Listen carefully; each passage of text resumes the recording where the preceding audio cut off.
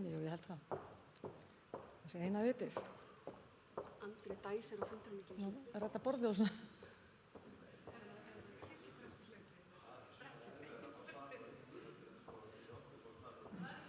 Já.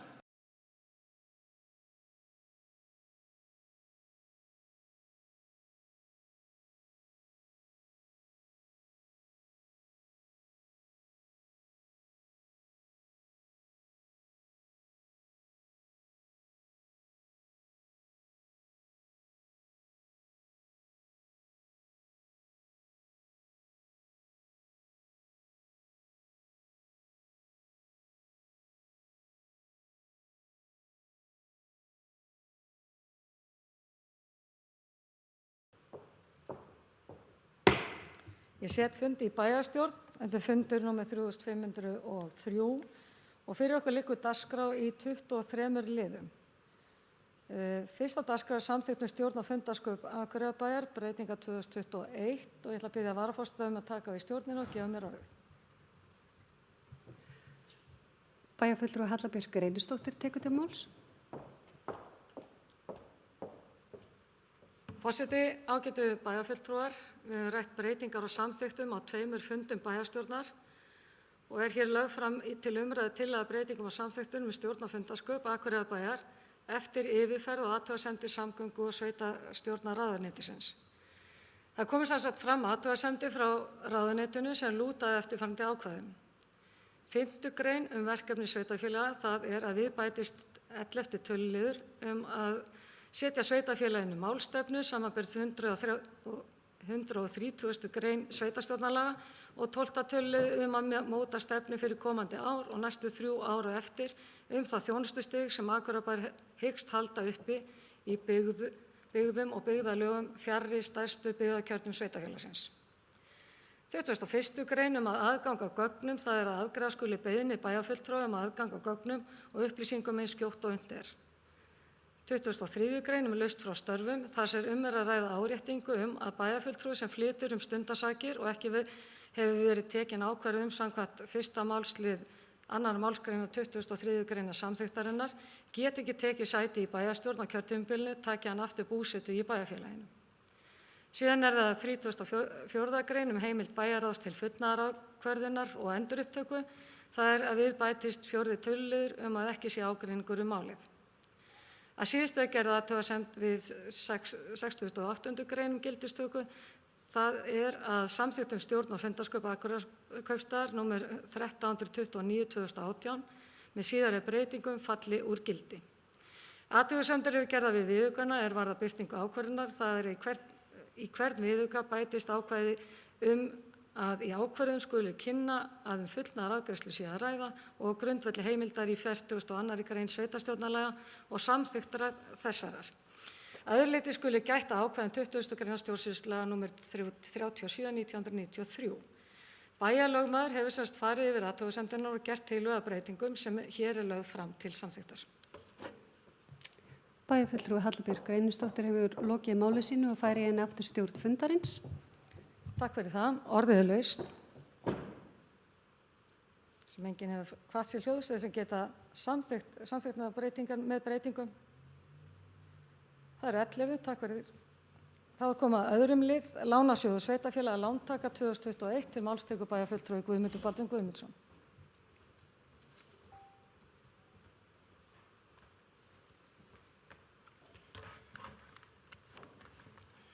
Forseti, ágætu bæjarfulltrúar, hér er tekið við liður 7 í fundargerð bæjarráðs dagsett 2. desember síðastliðinn, en þar var lagður fram lánasamningur frá Lánasjóði sveitarfélaga vegna 2 lána Akureyrarbæjar að fjárhæð samtals 700 milljónir króna.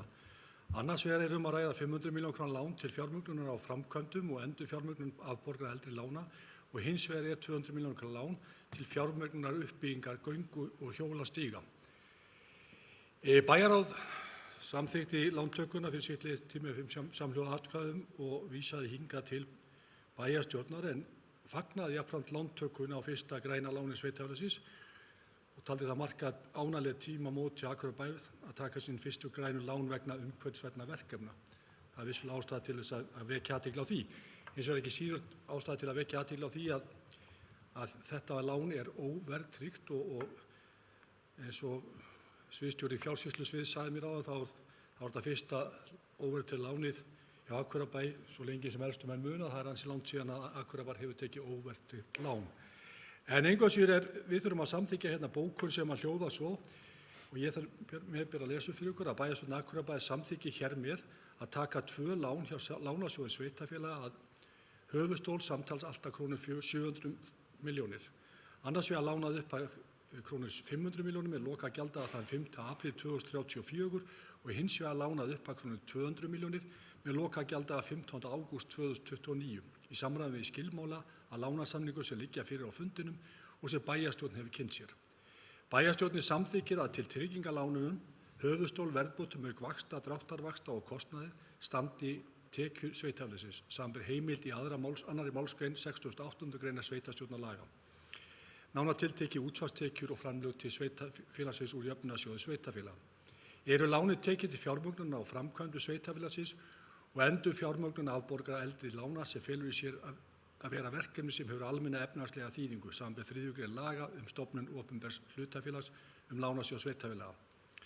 Jafnframt Ásthildi Sturludóttir bæjarstjóri veitt fullt og ótakmarkað umboð til þess fyrir hönd Akureyrarbæjar að undirrita lánasamninga við lánasjóð sveitarfélaga samanber framangreint sem og til þess að móttaka, undirrita og gefa út og afhenda hvers kyns skjöl, fyrirmæli og tilkynningar sem tengjast lántökum þessum, þar með til beiðni útborgun lána. Þetta ég lagt fram til samþykktar í bæjarstjórn. Takk fyrir. Það bæjarfulltrúi Guðmundur Baldvin Guðmundsson, lokið máls sinni, orðið er laust. Þar sem enginn hefur hvað til hljóðs, þeir sem geta samþykkt þessi 2 lán gefi merki. Það eru 11. Þá er 3. liður á dagskrá, fjárhagsáætlun Akureyrarbæjar viðauki til máls tekur bæjarfulltrúi Guðmundur Baldvin Guðmundsson.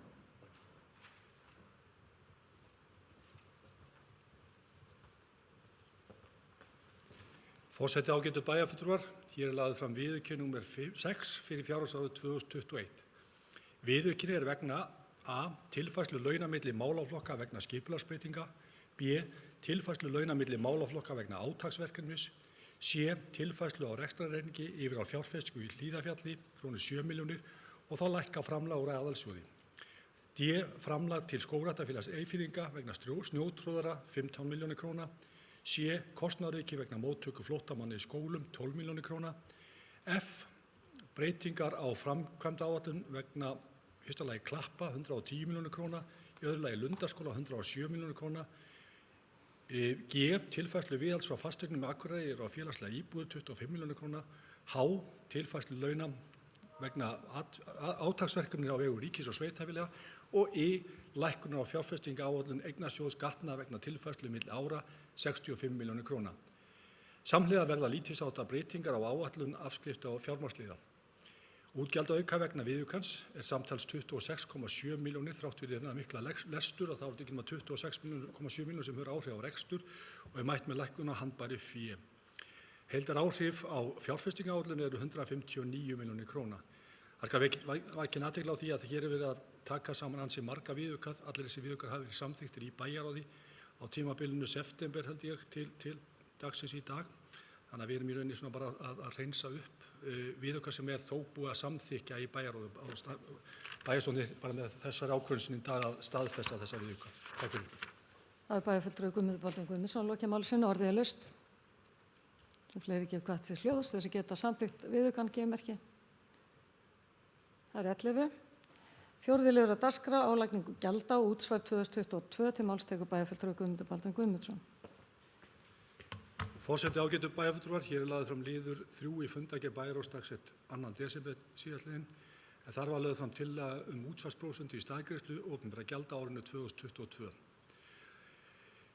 Bæjarráð samþykkti með 5 samhljóða atkvæðum að útsvar verði 14,52% á árinu 2022 og vísa tillögunni til afgreiðslu bæjarstjórnar. Þetta er lagt fram til staðfestingar í bæjarstjórn. Takk fyrir. Það er Guðmundur Baldvin Guðmundsson, bæjarfulltrúi, lokið máli sínu, orðið er laust. Þeir sem geta samþykkt tillögu bæjarráðs gefi merki. 11. 5. liður á dagskrá, álagning gjalda, fasteignagjöld 2022 til máls tekur bæjarfulltrúi Guðmundur Baldvin Guðmundsson. Forseti ágætu bæjarfulltrúar, Hér lagður fram liður 5 í fundargerð bæjarráðs dagsett 2. desember 2021. En þar var lögð fram tillaga, fyrirgefið, ég frá þess að lónt, þetta var 4. liður fyrirgefið á sama fundi, en þar var lögð fram tillaga álagningu fasteignagjalda árinu 2022 og bæjarráð samþykkti með 5 samhljóða atkvæðum að vísa tillögu álagningu fasteignagjalda 2022 til afgreiðslu bæjarstjórnar. Í stuttu máli það bara þannig að álagningarprósentur fasteignaskatts eru óbreyttar frá fyrra ári. Við erum að tala 0,33% af fasteignamati húsa og lóða, 1,32% af opinberum fasteignum, eða og sjúkrastofnunum, skólum, heimavistu skóla, íþróttahúsum, bókasafnum og fleira. Og síðan fasteignaskatt af öðru húsnæði, þar að segja atvinnuhúsnæði og fleira, 1,63%.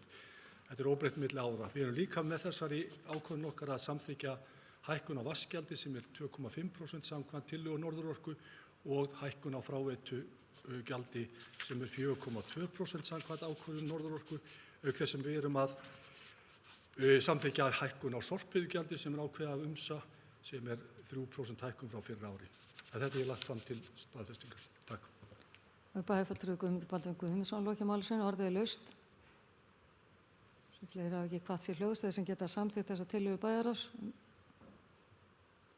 Það eru 11. Koma að 6. lið á dagskrá, álagning gjalda, fasteignagjöld 2022, reglur afslátt, til máls tekur bæjarfulltrúi Guðmundur Baldvin Guðmundsson. Forseti ágætu bæjarfulltrúar, hér komið að lið 5 í fundargerð bæjarráðs frá 2. desember en þar var lögð fram tillaga reglur afslátt elli- og örorkulífeyrisþega á fasteignaskatti 2022. Bæjarráð samþykkti með 5 samhljóða atkvæðum að vísa tillögunni reglum afslátt elli- og örorkulífeyrisþega af fasteignaskatti 2022 til afgreiðslu bæjarstjórnar og svona aðeins til þess að fara yfir málið að þá var það þannig að við gerðum drastískar breytingar á þessum afslætti á liðnu ári og það sem að gerast núna á milli ára að við erum að hækka afsláttinn 4%. Við erum að nota sömu hámarkstölu sem 117.700 sem hámark sem hægt að fá í afslátt. Fullur afsláttur einstaklings af tekjum undir 4,7 milljónum 72.000 og þegar að einstaklingur komin upp í 5,9 milljónir eða 5.964.000 þá fellur afsláttur niður. Hjá hjónum og sambúðarfólki eru þessar upphæðir 6.388.000 og engin afsláttur eftir 7.985.000. Þessar viðmiðunarfjárhæðir miðast við tekjur ársins 2020 og það þarf ekki að sækja ef einhver skyldi fyrir að horfa á þetta, þá þetta byggt, þessi afsláttur fenginn úr skattsamtölum sem að fjársýslusvið fær upplýsingar úr. Takk fyrir. Bæjarfulltrúi Guðmundur Baldvin Guðmundsson lokið máli sínu, orðið laust. Sem enginn hefur hvatt sér hljóðs, þeir sem geta samþykkt þetta gefið merki. Það er 11.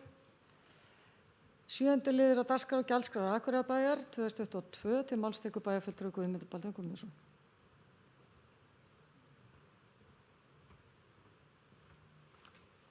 Forseti ágætu bæjarfulltrúar, hér liður 2 í fundargerð bæjarráðs dagsett 9. desember 2021 en þar var lögð fram tillaga gjaldskrá Akureyrarbæjar fyrir árið 2022. Þessar tillögur að gjaldskrám hafa nú flestar komið frá sviðsstjórum og sviðum og ráðum. Það er bara best að segja var bara að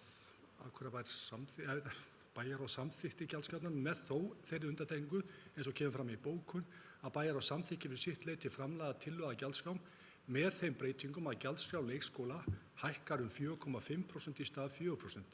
Auk þess sem fellt niður 10% álag vegna barna yngri en 24 mánaða. Og Bæjarráð vísaði gjaldskrám Akureyrarbæjar 2022 til afgreiðslu bæjarstjórnar. Ég ætla ekki að fara að lesa upp þessar gjaldskrár allar en megin þema í gjaldskrám var hækkun upp á 4% milli ára. Takk fyrir. Bæjarfulltrúi Guðmundur Baldvin Guðmundsson lokið máli sínu, orðið laust. Sem fleiri hafa ekki hvatt sér hljóðs þeir sem geta samþykkt framlagðar gjaldskrár gefið merki. Það er 11. 8. liður á dagskrá velferðarráð gjaldskrá fyrir félagslegt húsnæði til máls tekur bæjarfulltrúi Heimir Haraldsson.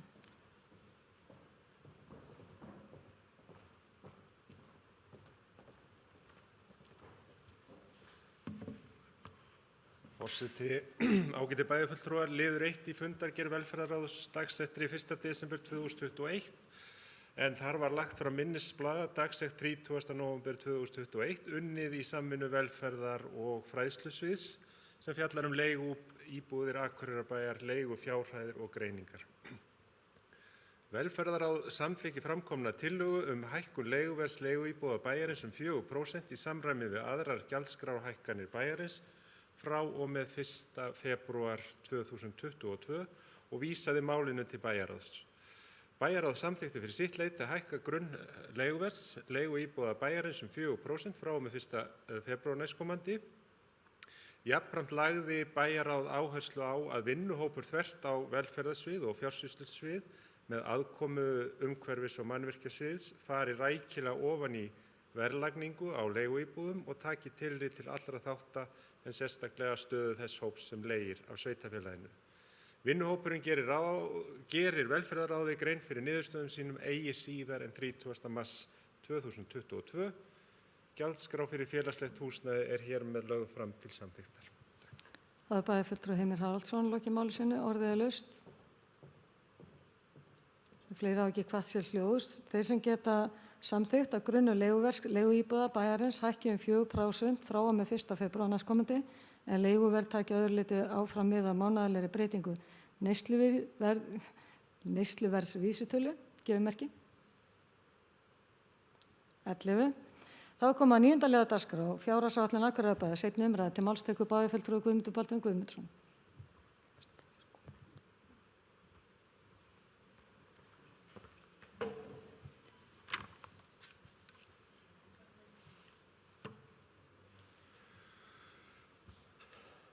Forseti, ágætu bæjarfulltrúar. Í dag tökum við seinni umræðu fjárhagsáætlun 2022 til 2025 en fyrri umræða fór fram hér í bæjarstjórn 16. nóvember síðastliðinn og var þá vísað til frekari yfirferðar í bæjarráði og síðari umræðu hér í bæjarstjórn. Á milli umræðna hafa ekki verið gerðar miklar breytingar en þó nokkrar. Ber þar helst að nefna að fjármagnsliðum var breytt í ljósi breyttra forsenda verðbólguspá. Hækkun var gerð á áætluðu útsvari byggt á útkomuspá ársins 2021. Samþykkt var fjárheimild vegna aðgerðaáætlunar eldri borgara, auk þess lítilsháttar breyting var gerð á áætlun vegna glerauga vegna aukins opnunartíma. Þá var sett inn í framkvæmdaáætlun aukinn kostnaður vegna nýframkvæmda í gatnagerð, vegna nýs hverfis ofan Borgarbrautar og tilfærsla vegna kaupa á bifreið fyrir slökkvilið svo helstu breytingar séu tíundað. Fjárhagsáætlun var kynnt á íbúafundi síðastliðinn þriðjudag og óhætt að segja að vel hafi tekist til og eftir að hafa nú verið með slíkar rafrænar kynningar síðastliðin 2 ár telja þetta form sé komið til að vera og mun hentugra til að ná til og upplýsa bæjarbúa.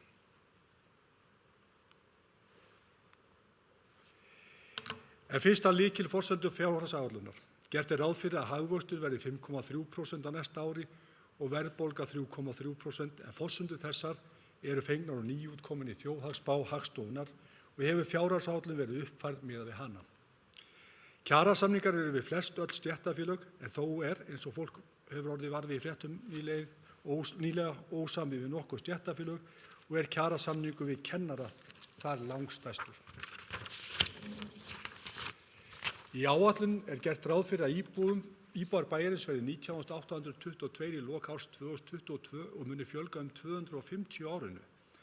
Ánægjulegt að sjá að fjölgun yfirstandandi árs mun meiri en ráð var fyrir gert en þann 1. desember síðastliðinn hafði íbúum bæjarins fjölgað 370 manns á síðustu 12 mánuðum og vonandi munum við sjá áframhaldandi þessa þróun.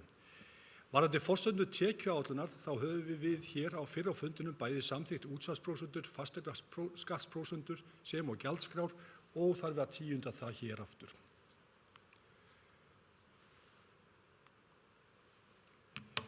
En aðeins að heildartölum og rekstrarniðurstöðum. Áætlun 2022 gerir ráð fyrir að halli ársins verði 624 milljónir króna sem mun betri afkoma en útkomuspá í yfirstandandi árs.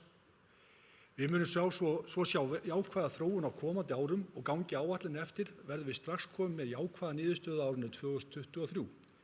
Það krefjandi verkefni og mikilvægt að sú bæjarstjórn sem við tekur haldi áfram á þeirri braut sem við erum að marka með þessari áætlun.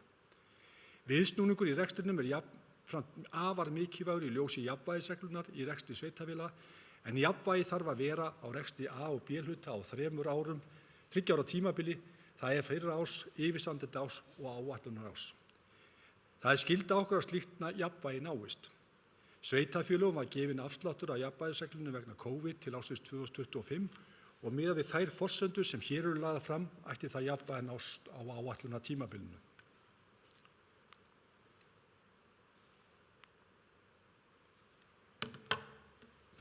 Í rekstrarreikningi samstæðuna A- og B-hluta er gert ráð fyrir að tekjur verði 27,3 milljarðar króna en rekstrargjöld fyrir utan fjármagnsliði verði tæpir 24 milljarðar. Niðurstaða fyrir afskriftir og fjármagnsliði er því jákvæð ríflega 3,3 milljarðar. Afskriftir eru 2.117 milljónir króna, fjármagnsgjöld umfram fjármunatekjur nema 1.801 milljón króna og áætlaður tekjuskattur 45 milljónir króna. Rekstrarniðurstaða A- og B-hluta er neikvæð eins og áður segir 624 milljónir króna.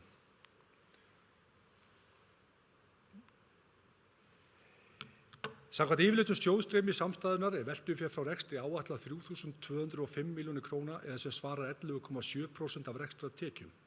Fjárfestingar í varanlegum rekstrarfjármunum eru áætlaðar 3.362 milljónir króna, afborganir langtímalán eru áætlaðar að nemi 1.527 milljónir króna og gert er ráð fyrir að tekin verði lán fyrir 1.468 milljónir króna árinu 2022. Samkvæmt áætlun er gert ráð fyrir að handbært fé sveitarfélagsins verði tæplega 1,8 milljarðar króna í árslok 2022.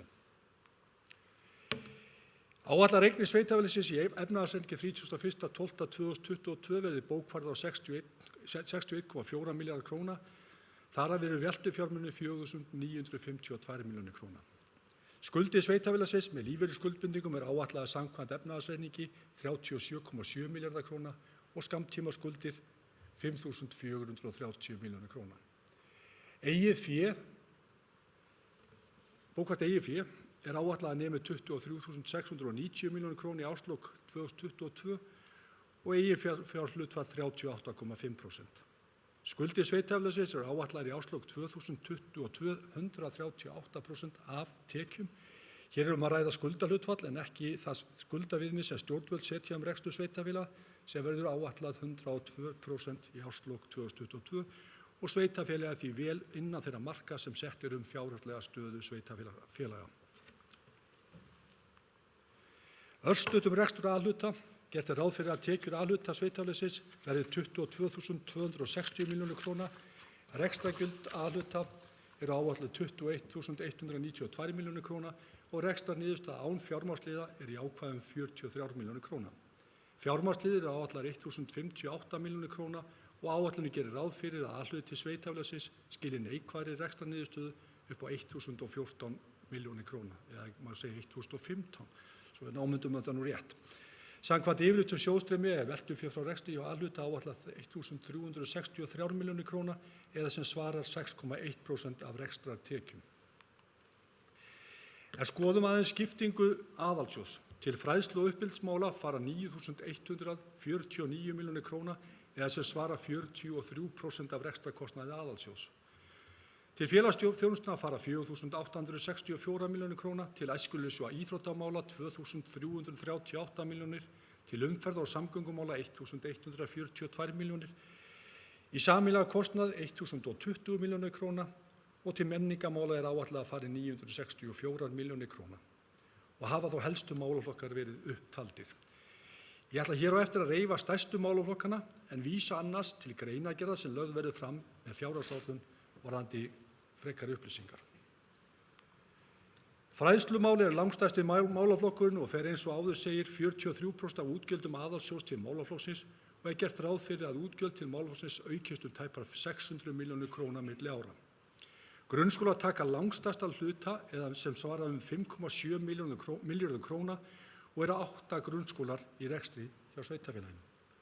Áætlaður nettókostnaður leikskóla er 2,8 milljarðar króna sem er rekstrarkostnaður 10 leikskóla í bænum. Þegar við skoðum kostnað per barn sjáum við að gert er ráð fyrir 2,1 milljón króna á hvern grunnskólanemanda og 2,9 milljón króna á barn í leikskóla og rétt að árétta að þetta er nettókostnaður af frádregnum leikskólagjöldum. Gert er ráð fyrir 4,5% hækkun á leikskólagjöldum eins og kom fram hér áðan og sérstakt álag vegna yngri barna verði fellt út. Félagsþjónustan er annar stærsti málaflokkurinn og 23% af útgjöldum aðalsjóðs renna til hans. Við sjáum þá þróun sem orðið hefur á málaflokknum frá árið 2018 en útgjöld til málaflokksins hafa aukist ríflega 1,1 milljarð króna og þá ekki tekið tillit til þess að öldrunarheimilin eru ekki lengur í rekstri. Þannig að má segja að þessi tala sé eitthvað hærri. Málaflokkur fatlaðra tekur langstærsta hluta af félagsþjónustunni eða 3,4 milljarða króna eða sem svarar 70% af rekstri félagsþjónustunnar. Því miður hefur halli á málaflokknum aukist á liðnum árum og nú áætlaður yfir 600 milljónir króna. Hluti af þessum má rekja til aukinna þjónustuþarfa sem kallað hefur meðal annars á fjölgun stöðugilda og launahækkanir hafa líka sitt að segja í þessum málaflokki.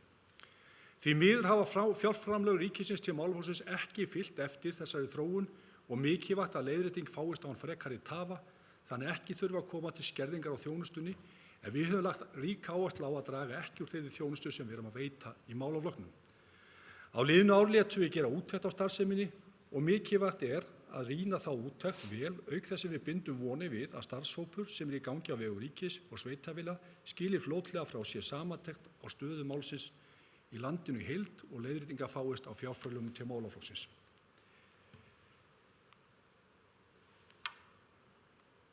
Aðeins af æskulýðs- og íþróttamálum sem er þriðji stærsti málaflokkurinn. Við sjáum hér þróun málaflokksins á liðnum árum. Kostnaður til málaflokksins dregst saman milli ára þrátt fyrir verulega launahækkanir og styttri vinnutíma sem skýra má meðal annars af því að ráðist var í breytingar á vinnufyrirkomulagi innan íþróttamannvirkja bæjarins, skipulagsbreytingum sem og að skerða opnunartíma í glerálög eins og mikið hefur verið rætt um. Ég hef hér reifað 3 stærstu málaflokkana en vísa enn og aftur til áðurnefndrar greinargerðar með fjárhagsáætlun. En þá að framkvæmdum. Í fyrri umræðu hér í fjárhagsáætlun fór ég yfir heildarfjárfestingar ársins 2022. Eins og kom fram hér í upphafi hafa verið gerðar smávægilegar breytingar á framkvæmdaáætlun í uppbyggingu gatna sem og eignasjóði vegna slökkviðbúnaðar. En heildarfjárfestingar ársins 2022 eru 3.361 milljón króna áætlaðar og þegar horft er til áranna 2022 til 2025 er gert ráð fyrir að fjárfesta fyrir tæpa 15 milljarða króna. Fjárfestingar í fræðslumálum eru áætlar 1,5 milljarða króna á áætlunartímabilinu, það er að segja á árunum 2022 til 2025. Þar er stærst að tekin verður upp þráðurinn við enduruppbyggingu Glerárskóla ásamt því að lokið verður við seinni Álmu Lundarskóla á vormánuðum eins og menn muna þurftum við að bregðast snöggt við í enduruppbyggingu eftir að uppkom mygla í skólanum. Óhætt er að segja að vel hafi tekist til með þær framkvæmdir. Finnst mér sérstök ástæða til þess að hrósa bæði starfsfólki umhverfis- og mannvirkjasviðs fyrir snögg og fumlaus vinnubrögð sem og skólastjórnendum Lundarskóla sem voru lausnamiðuð í öllum sínum aðgerðum. Þá er áætlað að fara í lóðaframkvæmdir bæði við Oddeyrarskóla og Síðuskóla á tímabilinu og 130 og 120 milljónir áætlaðar til þess. Annað í fjárfestingu fræðslunnar eru 190 milljónir og eins og áður sagði þá er samtals fjárfesting á þessu tímabili í fræðslumálum 1,5 milljarður króna. En horfum aðeins til fjárfestinga í íþróttamannvirkjum eða fjárfestinga í æskulýðs- og íþróttamálum skuli orða það þannig að við erum að áætla það að verði ríflega 1,3 milljarðar krónar af þessu áætlan tímabili. Þar erum við að halda áfram uppbyggingu í samræmi við samþykkta uppbyggingarskýrslu íþróttamannvirkja, félagsaðstæði í skautahöllinni verður tekin. Við förum í uppbyggingu á félagsvæði Káa með gervigrasvelli og stúku sem og endurnýjun á eldra gervigrasi. Þá liggur fyrir að fara í endurbætur á innisundlu Akureyrarlaugar sem liggur undir skemmdum og því brýnt að koma því inn í framkvæmda áætlun. Þá verður farið í búningsklefa íþróttamiðstöðinni í Glerárskóla sem er í raun framhald af framkvæmdum við íþróttahúsið fyrir 1 eða 2 árum síðan, líklegast. Tíminn er fljótur að líða. En aðeins að öðrum framkvæmdum, þegar við skoðum aðra framkvæmdir á áætlunartímabilinu hjá A-hluta þá er gert ráð fyrir að fjárfestingum í götum og stígum fyrir 2,1 milljarða króna ríflega, en sem er í rauninni 4,7 milljarða króna. En áætluð gatnagerðargjöld á móti framkvæmdum á tímabilinu eru áætlaðar 2,6 milljarður króna. Við erum að gera ráð fyrir 1.750 milljónir króna í Ráðhús en stefnt að því að koma allri stjórnsýslunni á einn stað á áætlunartímabilinu. Er gert ráð fyrir að sú aðgerð ein og sér muni spara 100 milljónir króna á ári í rekstrarkostnað. Í áætlun gerum við ráð fyrir 380 milljónir króna sem er 15% framlag bæjarins til uppbyggingar á nýju hjúkrunarheimili. Ég get ekki látið hjá líðast að segja mína persónulega skoðun á þessu að mér finnst í rauninni vera orðin tímaskekkja að sveitarfélög sé að koma að uppbyggingu hjúkrunarheimila. Á sínu tíma voru sveitarfélög þátttakendur líka í heilsugæslustöðvum en þegar ríkið tók alfarið yfir reksturinn þá datt þetta nú upp fyrir og það er eingöngu það að sveitarfélög eru eiginlega skuldbundin til að leggja lóðir undir þessar framkvæmdir sem er náttúrulega líka pínlítið skakt að mínu mati en mér finnst þessi krafa það að sveitarfélög komi að uppbyggingu hjúkrunarheimila með 15% framlagi og sýnir sér bara vel í því máli sem við stöndum nú í varðandi fasteignir bæjarins eða fasteignir öldrunarheimilana að þetta er í rauninni bara til þess að flækja málið að vera með þetta slíkt samkrull að mínu mati. Látum það nú vera. Ýmsar fjárfestingar eru áætlaðar 5.229 milljónir króna og heildarfjárfesting A-hluta á árunum 2022 til 2025 er áætlaðar rétt rúmur 8 milljarðar króna. Fjárfestingar B-hluta verða samtals 6.915 milljónir króna gangi áætlanir eftir. Norðurorka á stærstan hluta af þessum framkvæmdum, alls ríflega 5 milljarðar króna. Hafnarsamlag er áætlað framkvæma fyrir 688 milljónir króna.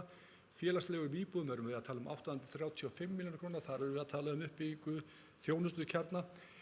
Bifreiðastjórar er með 96 milljónir króna framkvæmdir, strætó 145 milljónir. Þar erum við að endurnýja flotann eins og nauðsynlegt er og í Hlíðarfjalli er gert ráð fyrir 120 milljónir. Samtals er þetta 6.915 milljónir króna í B-hluta og eins og kom fyrir áðan þá er þetta einhverjum réttum 15 milljarðar í heild hjá A- og B-hluta á þessu tímabili. Ágætu bæjarfulltrúar, svo í lokin langar mig til, eftir 12 ára setu hér í bæjarstjórn, að bregða upp uppáhaldinu mínu, það er hlutfalli veltu fjár frá rekstri. Og bera það svolítið sama við hlutfall af fjárfestingum af rekstratekjum. Ef við skoðum þetta 12 ára tímabil hjá A- og B-hluta sjáum við að hlutfall veltu fjár er hærra en fjárfestinga framan af tímabilinu sem er heilbrigt ástand þegar horft er til lengri tíma. En á árinu 2018 varð breyting á sem má skýra meðal annars með miklu framkvæmdu hjá Norðurorku bæði hita og fráveitu. Og á sama tíma lækkaði hlutfalli veltu fjár rekstri aðeins. Við sjáum svo augljóslega áhrif COVID á árinu 2020 þar sem veltufé frá rekstri fer alveg niður undir 8% hjá samstæðunni. Við sjáum hins vegar miðað við áætlanir mun þetta réttast af á komandi árum. Við bæjarfulltrúar hins vegar höfum dálítið meira bara A-hlutann að segja og mér finnst ástæða til að benda á þetta að þar erum við líka að sjá þessa þróun en mér finnst svona eftir 12 ár að hafa sett hér í bæjarstjórn þá finnst mér ástæða til þess að benda á það að árinu 2013 til 2019 var veltufé frá rekstri hærra heldur en fjárfestingar. Það er að segja það að við vorum í rauninni að búa til fjármuni í rekstrinu til þess að standa undir fjárfestingum og þar af leiðandi gátum við komið í veg fyrir skuldasöfnun. Það hins vegar er að breytast núna frá árinu 2019 eða 2020 og þetta er í rauninni það sem við stöndum frammi fyrir í dag. Auðvitað mun þetta hlutfall jafna sig á ný að mínu mati. Við erum að fara í gegnum ansi mikla fjárfestinga, við lendum í því að fara í uppbyggingu á Lundarskóla fyrir en við ætluðum. Við erum að fara í stóra framkvæmdir á íþróttamannvirkjum sem að eflaust einhverjum þykir nóg en við hins vegar verðum að halda áfram að byggja upp innviðina okkar og við sjáum ákveðin tækifæri í uppbyggingu íþróttamannvirkja sem koma fram í fjárhagsáætluninni eða í framkvæmdaáætluninni. Á sama tíma getum við farið að skipuleggja Akureyrarvöll og það svæði sem það er sem við teljum vera afar dýrmætt. En nú er komið lokum þessar upptalningar. Sjálfsagt hef ég í einhverju tilvikum verið að endurtaka mig frá fyrri umræðu en vonandi verða áhorfendur einhvers vísar rekstur og fjárhagsstöðu bæjarins. Til enn frekari glöggvunar er þeim þó bent á bæði mjög yfirgripsmikla greinargerð sem birt verður með fjárhagsáætlun, auk þess sem starfsfólk stjórnsýslunnar hefur unnið hnit með að fréttatilkynningu sem birtist á morgun þar sem hægt er að skoða þetta nánar. Forseti, ágætu bæjarfulltrúar, í lokin vil ég þakka bæjarstjóra, bæjarfulltrúum og nefndarfólki öllu gott samstarf við gerð fjárhagsáætlunar og ennfremur vil ég sérstaklega þakka Dan Brynjarssyni, sviðsstjóra fjársýslusvið og Kristínu Baldvinsdóttur, forstöðumanni hag- og áætlunardeildar, sem og sviðsstjórum öllum fyrir þeirra vinnu við gerð áætlunarinnar. Fjárhagsáætlun 2022-2025 hér lögð fram til umræðu og samþykktar. Takk. Bæjarfulltrúi Guðmundur Baldvin Guðmundsson lokið máli sinni. Ég ætla að biðja varaforseta í taka við stjórninni og gefa mér orðið. Bæjarfulltrúi Halla Björk Reynisdóttir tekur til máls. Forseti, ágætu bæjarfulltrúar. Ég vil nú byrja á að þakka formanni bæjarráðs fyrir ítarlega yfirferð. Það sem fór vel yfir allra helstu staðreyndir og það sem hefur breyst á milli umræðina. Það er svo sem enginn þörf á að bæta þar miklu við. Og ég vil líka jafnframt þakka þetta starfsfólki, tek undir með honum, öllu starfsfólki sem hefur komið að vinna við þessa fjárhagsáætlun. En við erum nú að fara að samþykkja síðustu fjárhagsáætlun þessa kjörtímabils og áskoranirnar hafa verið alveg þó nokkrar á síðustu missunum. Við höfum frá upphafi kjörtímabilsins lagt áherslu á þjónustu við börn sem og aðra viðkvæma hópa samfélagsins og höfum jafnt og þétt unnið að því að bæta bæði aðbúnað og þjónustu við þessa hópa þrátt fyrir að búa við nokkuð þröngan stakk. Það er auðvitað þó nokkuð vonbrigði að þrátt fyrir að við höfum farið í að skila rekstri hjúkrunarheimila sem reyndist okkur auðvitað þungbært en nauðsynlegt vegna vanfjármögnunar frá ríki, að þá séum við núna að horfa upp á eitthvað svipað gerast í málaflokki fatlaðra og enn sitjum við uppi með taprekstur á samstæðunni sem að mestu skýrist af því. Ég er hins vegar ákaflega ánægð með þær breytingar sem fyrir eru á því hvernig við ætlum okkur að vinna að umbótaverkefnum sem eru skrifaðar inn í áætlunina. Ég held að það sé mjög mikilvægt að vinna jafnt og þétt að því allt árið að gera breytingar sem færa okkur nær markmiðinu sjálfbæran rekstur. Við höfum verið að taka risastór skref í leikskólamálum og getum nú boðið börnum allt niður í 12 mánaða aldur leikskólapláss. Það verður síðan eitt á umbótaverkefnunum að fara vel yfir rekstur leikskólana og hvernig við sjáum það þróast til framtíðar. Þá hef ég trú á að menntastefnan sem við höfum verið að innleiða og hefur verið stóra verkefni í fræðslumálum á kjörtímabilinu styðji vel við það markmið okkar að bjóða áfram upp á framúrskarandi skóla. Við höfum haldið áfram með uppbyggingu íþróttamarkja samkvæmt uppbyggingaskýrslu, þar sem verið er að gera ráð fyrir uppbyggingu fyrir 7 milljarða. Við tókum fyrir stuttu í notkun Glæsilshús niður á Nökkvasvæði og nú höfum við sett inn í fjárhagsáætlun næsta árs framkvæmdir við skautahöll og uppbyggingu á félagssvæði KA. Það er mikilvægt að halda því til haga að til þess að fjármagna uppbygginguna verður farið í að skipuleggja svæðið á Akureyrarvelli og útluta lóðum og afla þannig tekna á móti. Og að því ég er nú aðeins komin þá inn á íþróttamálin, þá hefur satt best að segja verið sorglegt að fylgjast með umræðinu íþróttamál í bænum og meint aðstöðuleysi. Ég held að bæjarbúar gerir sér almennt grein fyrir því þegar þeir fara að skoða og gaumgæfilega það sem boðið upp á í sveitarfélaginu að við erum að gera bara nokkuð vel. Akureyrarbær er nefnilega að verja mun hærri fjárbúð per íbúa til æskulýðs og íþróttamála en nokkurt annað sveitarfélag að sambærilegri stærð. Frá því að ég tók fyrst sæti í bæjarstjórn árið 2010 hef ég aldrei upplifað eins mikla þenslu á okkar svæði og nú. Ný fyrirtæki er að hasla sér völl hér í bænum og byggja upp.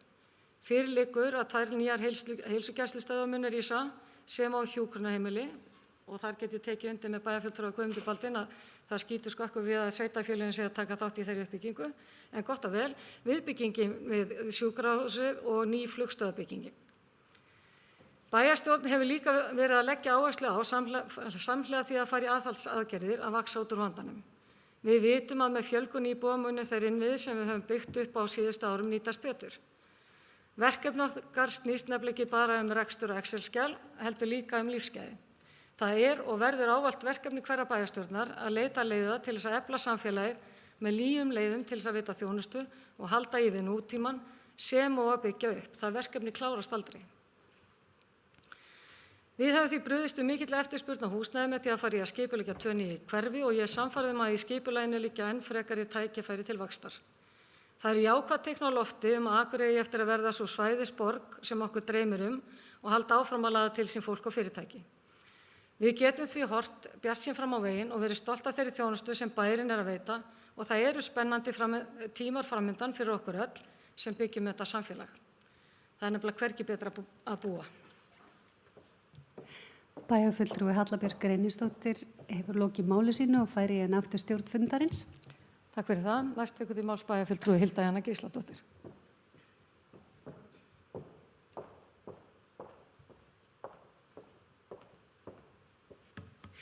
Forseti, ágætu bæjarfulltrúar, ég vil byrja á því að þakka formanni bæjarráðs kærlega fyrir yfirferðina og auðvitað starfsfólki, bæjarstjóra og fjármálastjóra og öðru starfsfólki innilega fyrir.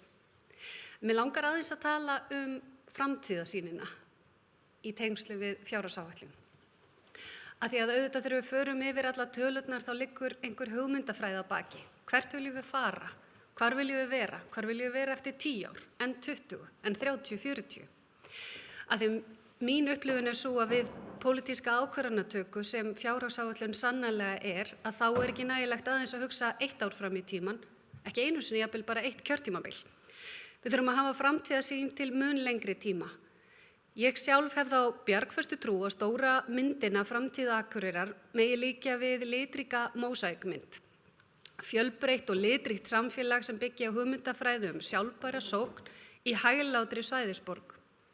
Sú sókn á að byggja á 3 meginstoðum hugmyndafræði sjálfbærni. Og þær 3 stoðir eru fyrst og fremst fjárhagsleg sjálfbærni, umhverfisleg sjálfbærni og samfélagsleg sjálfbærni.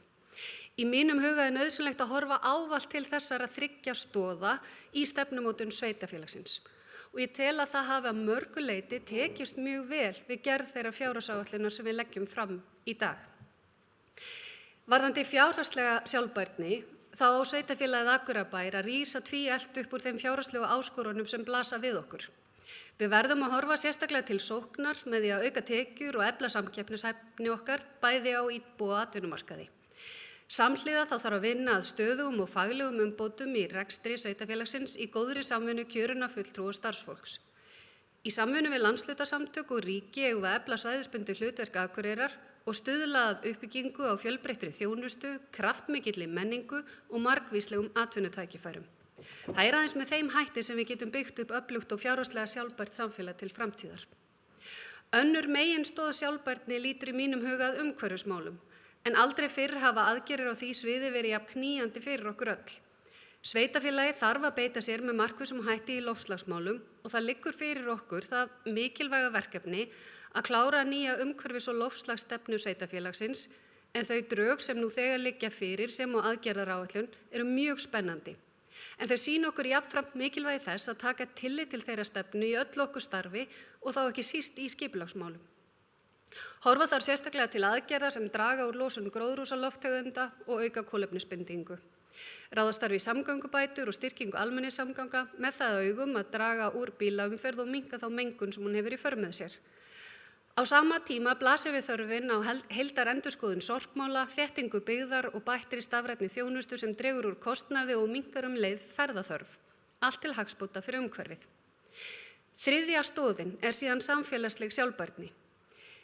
Við þurfum sjálfbærar skapandi lausnir sem gera okkur kleift að horfa út fyrir boxið og styðja leið gagnvirki og grunngerð samfélagsins. En slíkt gerum við best í góðu samstarfi innan landshlutans sem og við ríkið. Enda við mun líklegra til að færast áfram veginn þegar við róum sem flest í sömu átt. Við eigum að setja markið hátt, við eigum að horfa til markvissar sóknar og virka skapandi lausnir til að mæta grunnþörfum fólksins sem hér býr, allt frá vöggu til grafar. Við þurfum að horfa sérstaklega til þess að skólar, frístunda, íþrótta, menningarstarfi, starfsemi og velferðarþjónusta skapi jöfn tækifæri. Með rekstri sveitarfélagsins eigum við að miða því að veita öllum jöfn tækifæri til að blómstra í sjálfbæru samfélagi þar sem frjór jarðvegur fyrir kraftmikið atvinnulíf sem laðar að sér fleira fólk til búsetu eða til þess að njóta í styttri eða lengri heimsókn til okkar í okkar hæglátu svæðisborg. Þetta í stuttu máli svo mynd sem ég hef í huga mínum þegar ég kem að gerð fjárhagsáætlunar. Það kannski eitt að sitja yfir tölunum, hitt að hafa framtíðarsýnina. Ég hef rosalega mikla trú á svæðinu okkar, ég hef trú á sveitarfélaginu okkar og ég alveg sannfærð að þrátt fyrir gríðarlegar áskoranir sem að geta tengst loftslagsmálum, öldrun þjóðarinnar, byggðamálum, tæknibreytingum, COVID og svo framvegis, að þá sé í öllum áskorunum felist líka tækifæri. Og ég vildi frekar heldur en að fara, því að bæði bæjarfulltrúi Guðmundur og forseti bæjarstjórnar fara vel yfir fjárhagsáætlunina sjálfa, fremur horfa á framtíðarsýnina eins og hún birtist mér, að því að það á endanum það sem skiptir máli við ákvarðanir eins og fjárhagsáætlun. Þannig að ég er mjög ánægð með þá samvinnu sem hefur átt sér stað á milli flokka, ráða og nefnda, starfsfólks og fleiri. Þetta er ekki léttverk. Þetta hljómar kannski hérna á fundinum eins og léttverk. En þetta er mikil vinna sem liggur að baki plaggi eins og lagt fram hérna í dag. Takk fyrir. Það bæjarfulltrúi Hilda Jana Gísladóttir lokið máli sínu. Næst tekur til máls bæjarfulltrúi Sóley Björk Stefánsdóttir.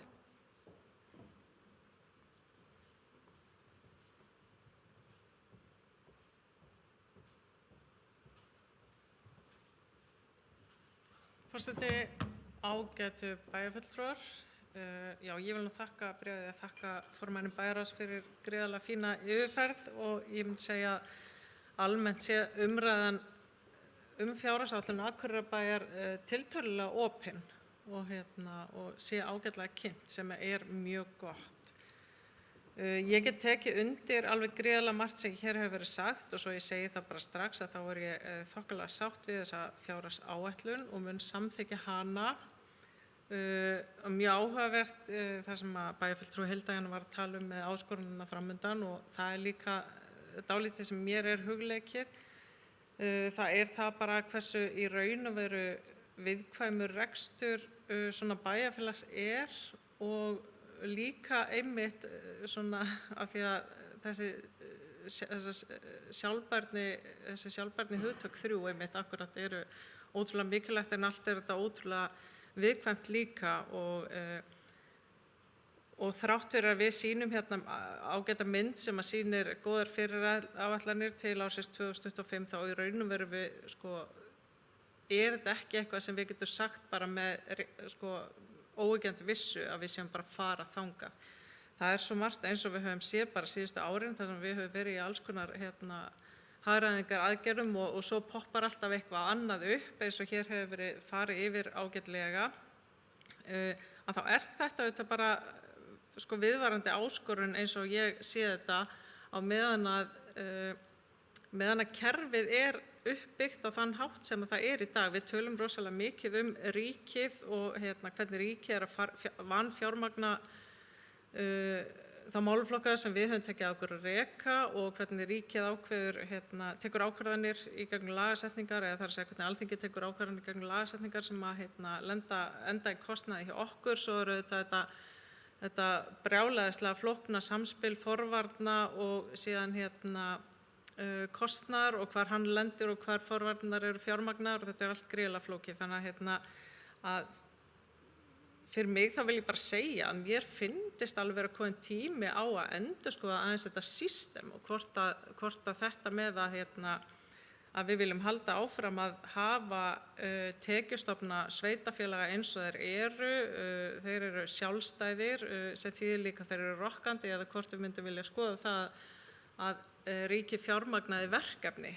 Þetta er auðvitað gríðarlega stór umræða og ekki eitthvað sem við getum ákveðið hér en mér finnst það alveg eitthvað sem er mjög umhugsunarvert. Það er að segja bara hvernig þetta stjórnsýslustig er fjármagnað vegna þess að við höfum talað það og fleiri sveitarfélög og íbúar tala það að það sé mjög gott að hafa þjónustu rekna af sveitarfélögum sem séu nálægt íbúunum og ég held að sé mjög mörg sem að vilja sjá það þannig á sama tíma og sveitarfélög eru gríðarlega má segja kvekt af því að taka þessi verkefni sem síðan einhvern veginn stökkbreytast af því að kannski höfum ekki verið nógu framsýn þegar við erum að gera yfirfærslu samninga. Þannig mér finnst þetta bara eitthvað sem að ég hvet okkur öll til þess að hugsa það er að segja hvernig viljum við sjá fjármögnuna á þessu þjónustu umsýslustigi sem að má segja við séum. En ég er auðvitað nýkomin inn í þessa ég ætla ekki að segja meirihluta en hafandi verið í minnihluta í mörg ár og nýorðin fullkomlega hluti af því að leggja fram þessa fjárhagsáætlun að þá er það mjög áhugaverð reynsla og Og það auðvitað þannig að það sem að við í raun og veru gerum þegar við erum í samdrætti eins og við erum, að þá horfum við til þess hverju getum við breytt núna þegar við erum að skrifa þessa fjárhagsáætlun fyrir næsta ár.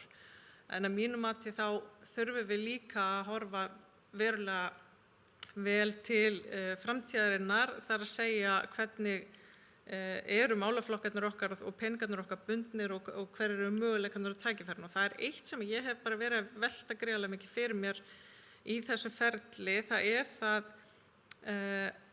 og ég ætla bara að nefna málaflokk æskulýðs- og íþróttamála sem er ótrúlega bundin hjá okkur og eru lítil eitthvað tækifæri til að hafa áhrif á meðan við erum með grunnskóla, leikskóla og allt okkar kerfi þar sem að við höfum raunverulega stjórnina sem veldur því einhvern veginn að við erum að taka ákvarðanir niðurskurð í til að mynda fræðslumálum sem er svona einhvern veginn miklu meiri og sem er eðlilegt af því að það er það sem við í raun og veru getum gert.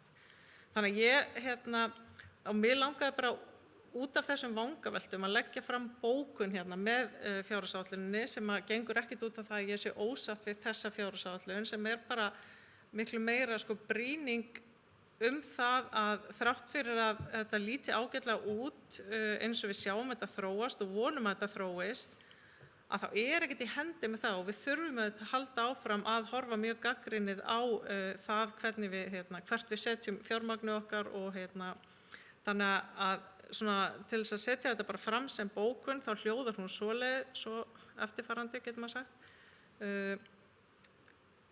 Í ljósi þess hversu illa hefur gengið að ná rekstri Akureyrarbæjar í sjálfbært horf allt frá efnahagshruni tel ég afar mikilvægt að á næstu árum verði haldið áfram að gæta verulegs aðhalds í rekstri með þeim áherslum sem núverandi bæjarstjórn hefur sett í samstarfssáttmála sínum að standa vörð viðkvæma hópa samfélagsins og setja hagsmuni barna og ungmenna í forgang. Í þessu ljósi vil ég benda á að Akureyrarbær ver mun hærri fjárhæð per íbúa til æskulýðs- og íþróttamála en öll önnur sveitarfélög af sambærilegri stærð. Á sama tíma ver Akureyrarbær lægri fjárhæð per íbúa til fræðslu- og uppeldismála en sambærileg sveitarfélög. Ég tel mikilvægt að á næstu misserum verði horft til þess að ná fram hagræðingu í rekstri íþróttamála með það að markmiði að útgjöld verði í takt við sveitarfélög af sambærilegri stærð. Þannig að þetta var lokin á bókuninni. En og það sem ég er bara að segja er að það er gott að við höfum gríðarlega gott efni í höndunum sem að Samband íslenskra sveitarfélaga gefur út, sem er árbók sveitarfélaga, sem við sjáum þetta og getum svona miðað okkur við og það er mjög mikilvægt að við miðum okkur líka við hvað önnur sveitarfélög eru að gera. Og þetta er bara eitthvað sem að stendur upp úr þegar maður les þetta svona saman, að mínu mati. Þannig að þess vegna vildi ég draga fram þennan málaflokk og segja og vegna þess líka að þetta er eitthvað sem þetta er svona, má segja bara útvistað allt saman hjá okkur, öll íþróttamálin, þannig að og þetta er allt bundið í samningum, við þetta stýrum svolítið uppbyggingunni en eins og hér hefur verið farið yfir, eins og forseti fór yfir áðan, að þá er gríðarlega mikið og háværar raddir sem kalla eftir meiri uppbyggingu og mér finnst bara að við þurfum að ná einhverju samtali, einhverju mjög stóru og viðamiklu samtali við íþróttahreyfinguna það hvernig við viljum gera þessa hluti í þessum bæja. Því mér finnst þessi mál verið ólestri og það er ástæðan fyrir því að ég vil leggja fram þessa bókun. Takk fyrir. Það er bæjarfulltrúi Sóley Björk Stefánsdóttir lokið máli sínu, næst tekur til máls bæjarfulltrúi Eva Hrund Einarsdóttir.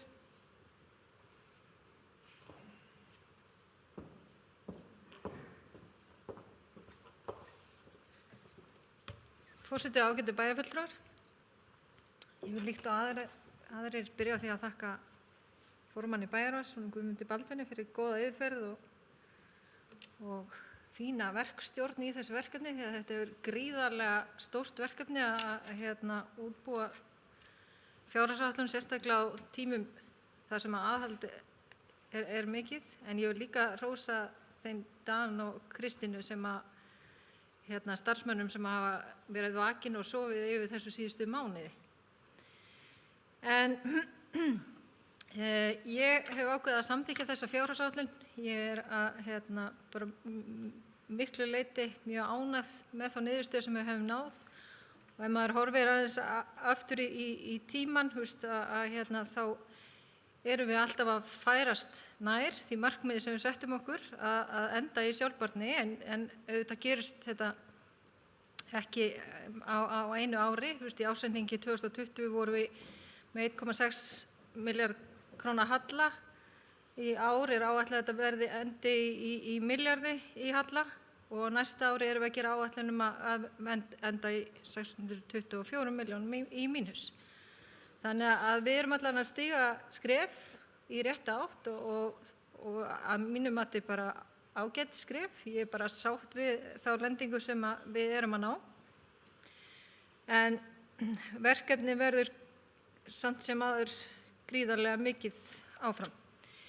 En auðvitað höfum við ekki bara verið að horfa til aðhalds og niðurskurðar þó að það hafi verið eitt af því sem við höfum lagt áherslu á, en þá eru líka verkefni sem ég er mjög ánægð með að við séum að fara í og er það eitt af þeim verkefnum sem ég held að allir flokkar hafi lagt áherslu á, að það var að taka 12 mánuði á börnin inn á leikskóla og ég er mjög ánægð að við höfum bara tekið skrefið í því þó að það kosti okkur upphæðir, að þá megum við ekki heldur gleyma því að þetta er líka að gefa okkur tekjur, því að þannig erum við að tryggja það að foreldrar komist út á vinnumarkaðinn og það gefur okkur tilbaka útsvar.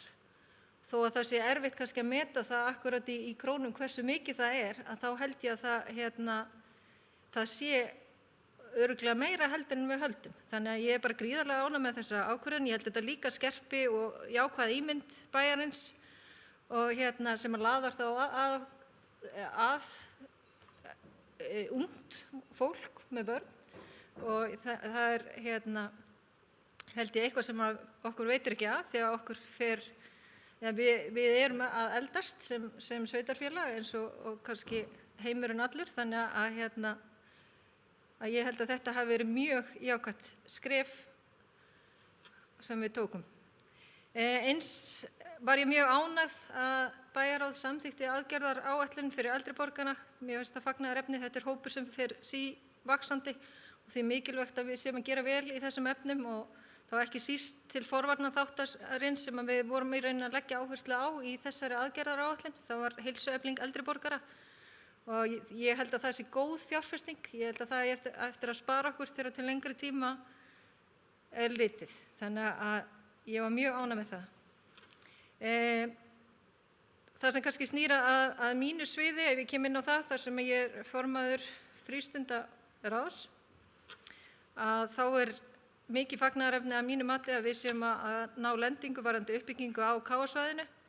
Því eins og ég hef séð þetta fyrir mér að með þessu að færa keppnisvöll KA-manna upp á þeirra svæði, að þá erum við að eignast gríðarlega verðmætt byggingarland og við höfum fengið skipulagsstjóra til þess að reikna út hvað hugsanlega það geti gefið okkur í tekjur og það er frá 600 milljónum upp í 1,9 milljarða. Þannig að það er gríðarlega jákvætt. Þarna er eitt besta land fyrir þéttingu byggðar.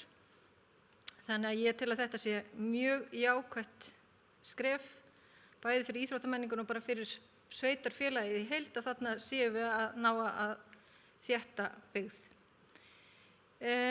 Eitt af þeim verkefnum sem kom svolítið upp í hendurnar okkur varðandi framkvæmdaáætlun var Innri-Sundlaug Akureyrar. Ég persónulega hef ekki gert mig grein fyrir því að ástandið á henni væri orðið svona lélegt, þannig að oftar hefur verið rætt um að fara í framkvæmdar útisvæði Glerárlaugar, en þetta verkefni þurfti að fara í forgang vegna þess að þarna eru lagnir orðnar illa farnar og ekki viljum við lenda í því að þurfa að loka þeirri laug því að þetta er kennslulaug sem við notum yfir allan veturinn.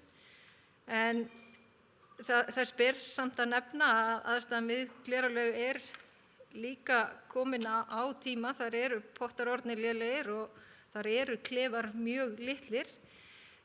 Þannig að það er líka þá fagnaðarefni að hugsanlega skoða það þegar á að fara í íþróttaklefana í Glerárskóla, að kanna hvort það sé möguleiki á því að sundgestir geti nýtt þá einnig. Það myndi gefa okkur meiri möguleika, en eins og kom fram og bæjarbúar eru upplýstir að þá var í fyrri áætlun sem rædd var hér fyrir nokkru áætlum að loka Glerárlaug alfarið fyrir almenning og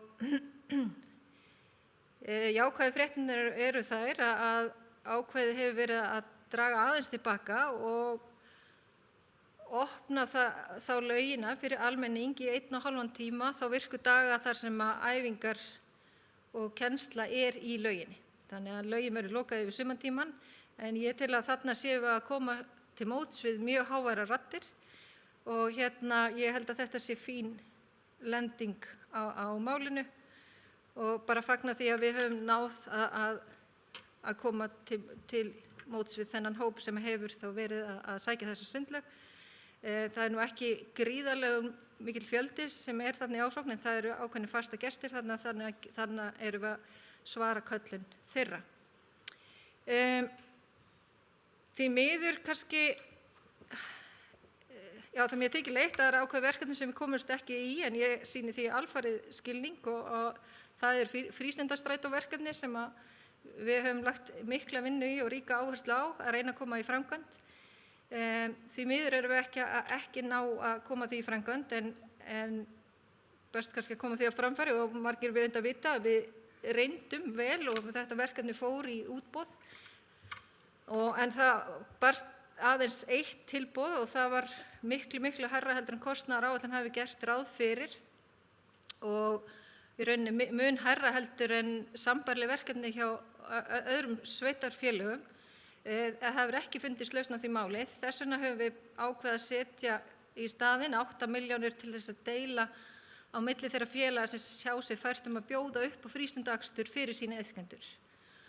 Og í janúar stefnt að því að útbúa bara verklagsreglur við útdeilingu þessara fjármuna og það allavega í dag eru 3 félög sem að sinna svona akstri og vilja hrósa þeim fyrir það.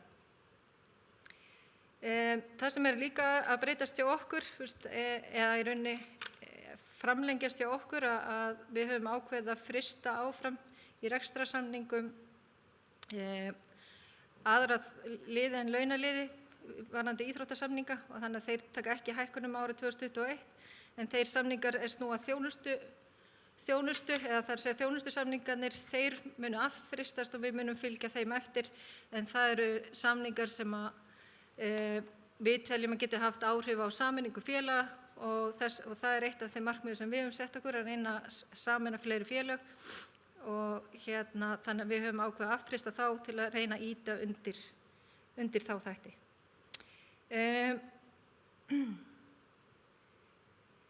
Eins og bæjarfulltrúi Hilda Jana kom inn á þá verðum við náttúrulega líka að horfa til sóknar og með það að setja 12 mánaða börnin á leikskóla þá er það eitt af stóru málunum en ég meina það eru önnur stór mál sem við þurfum að horfa til og það er til dæmis svo aukna raforka sem að koma inn á svæðið. Við þurfum að setja okkur stefnu í þeim málum, hvernig ætlum við að nýta þá orku og það er stórt verkefni sem við þurfum að vinna með SSNE sem við höfum svona svolítið úthýst okkar atvinnumálum til. Þannig að ég held að það sé eitt af þeim verkefnum sem við þurfum að setja í forgang því að það styttist í að þetta verða veruleika sem er mikið fagnaðarefni. Við þurfum alltaf að vera aðlaðandi búsetukostur, við erum það og við eigum að vera að tala okkur upp. Við höfum svolítið lent í því að vera að tala okkur niður en ég held að það kannski hjálpa okkur að við erum ekki með neitt meira á minnihluta að meiri áhersla hafi farið síðasta árið að tala okkur upp og það er bara vel. En svona mikilvægastu kannski þættirnir í því að við séum að laða okkur fólk eru líka aðgangur að lóðum og við höfum verið að gera mjög vel í skipulagsmálunum núna náð mér heyrist að við séum að ná áætluðum tekjur upp á byggingagjöld upp á 300 milljónir en síðan komin upp í milljarð á þessu ári og mér finnst það bara afskaplega vel gert og maður er að sjá bara mikla framfarir núna, eða mikla uppbyggingu, ekki framfarir, mikla uppbyggingu á næsta ári og þessu ári sem er virkilega vel. Leikskólamálin, ég ræddum þau, síðan er það náttúrulega góðir skólar og ég tel okkur vera með mjög góða skóla og vera að gera vel í því, menning og listir, íþróttir, velsnýstur og fallilegu bæir. Þetta er allt atriði sem við þurfum að hafa í lagi og við erum að gera vel, en auðvitað þurfum við alltaf að vera á tánum og reyna að gera enn betur, en það er oft erfitt þegar maður er líka í aðhaldsgírnum. En já, ég bara að lokum langar mig bara að ítreka þakkir til starfsmanna, sérstaklega Dan og Kristínar, en ég veit að það er búið að vera gríðarlegt álag á öllu starfsfólki og ekki síst stjórnendum þegar stöðugt er verið að hamra á aðhaldi. Og til lengri tíma þá verður það þreytt, en bara því miður þá komumst við bara ekkert hjá því að vera í þeim gír. Þannig að ég vil nýta tækifæri og hrósa starfsfólki fyrir, ég hef allan að mætt rosa góðu viðmóti og samstarfi í þessum verkefnum og þá hef ég náttúrulega mest verið að vinna með fólki á mínu sviði og ég hef ekki orðið vör við annað en að allir séu að heilum hug í þessu risastóra verkefni sem við erum í. Þá er bæjarfulltrúi Eva Hrund Einarsdóttir lokið máli sínu, næst tekur til máls bæjarfulltrúi Gunnar Gíslason.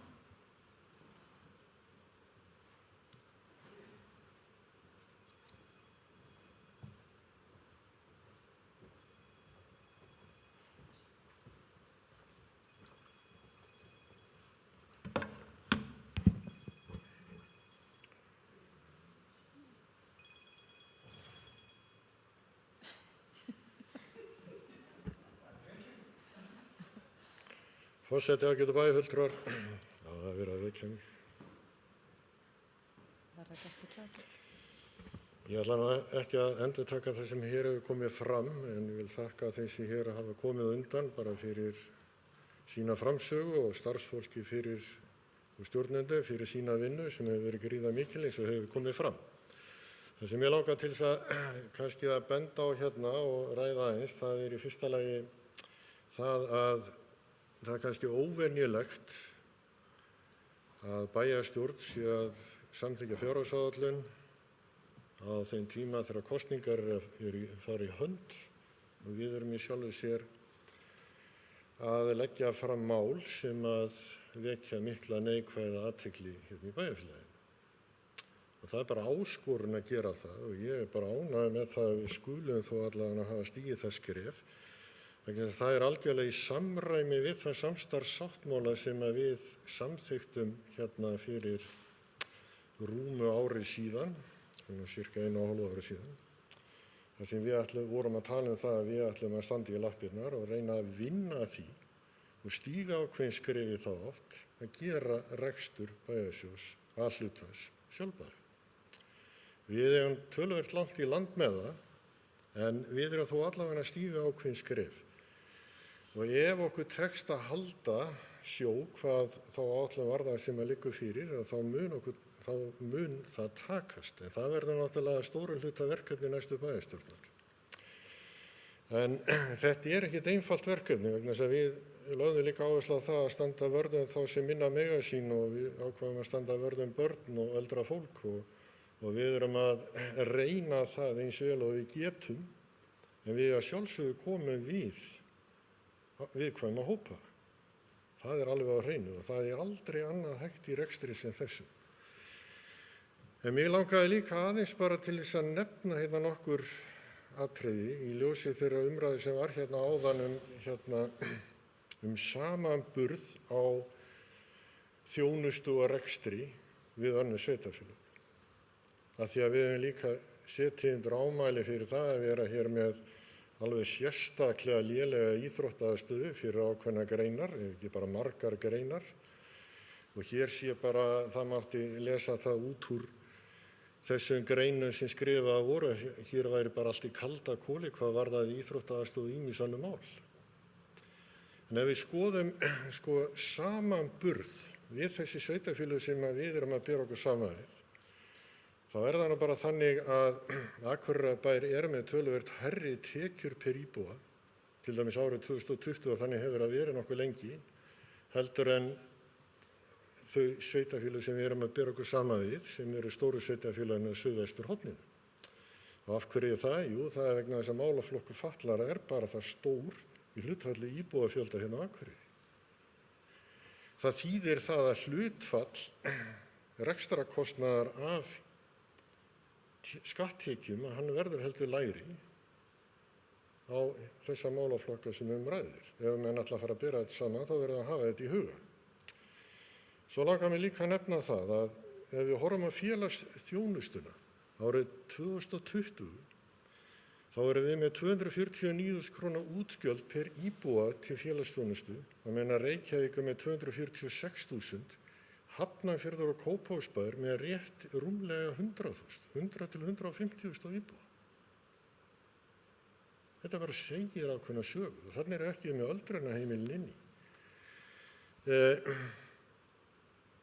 Ef við skoðum hérna til dæmis fræðslumálin, þau voru nefnd hérna áðan, þá erum við með 422.000 kr.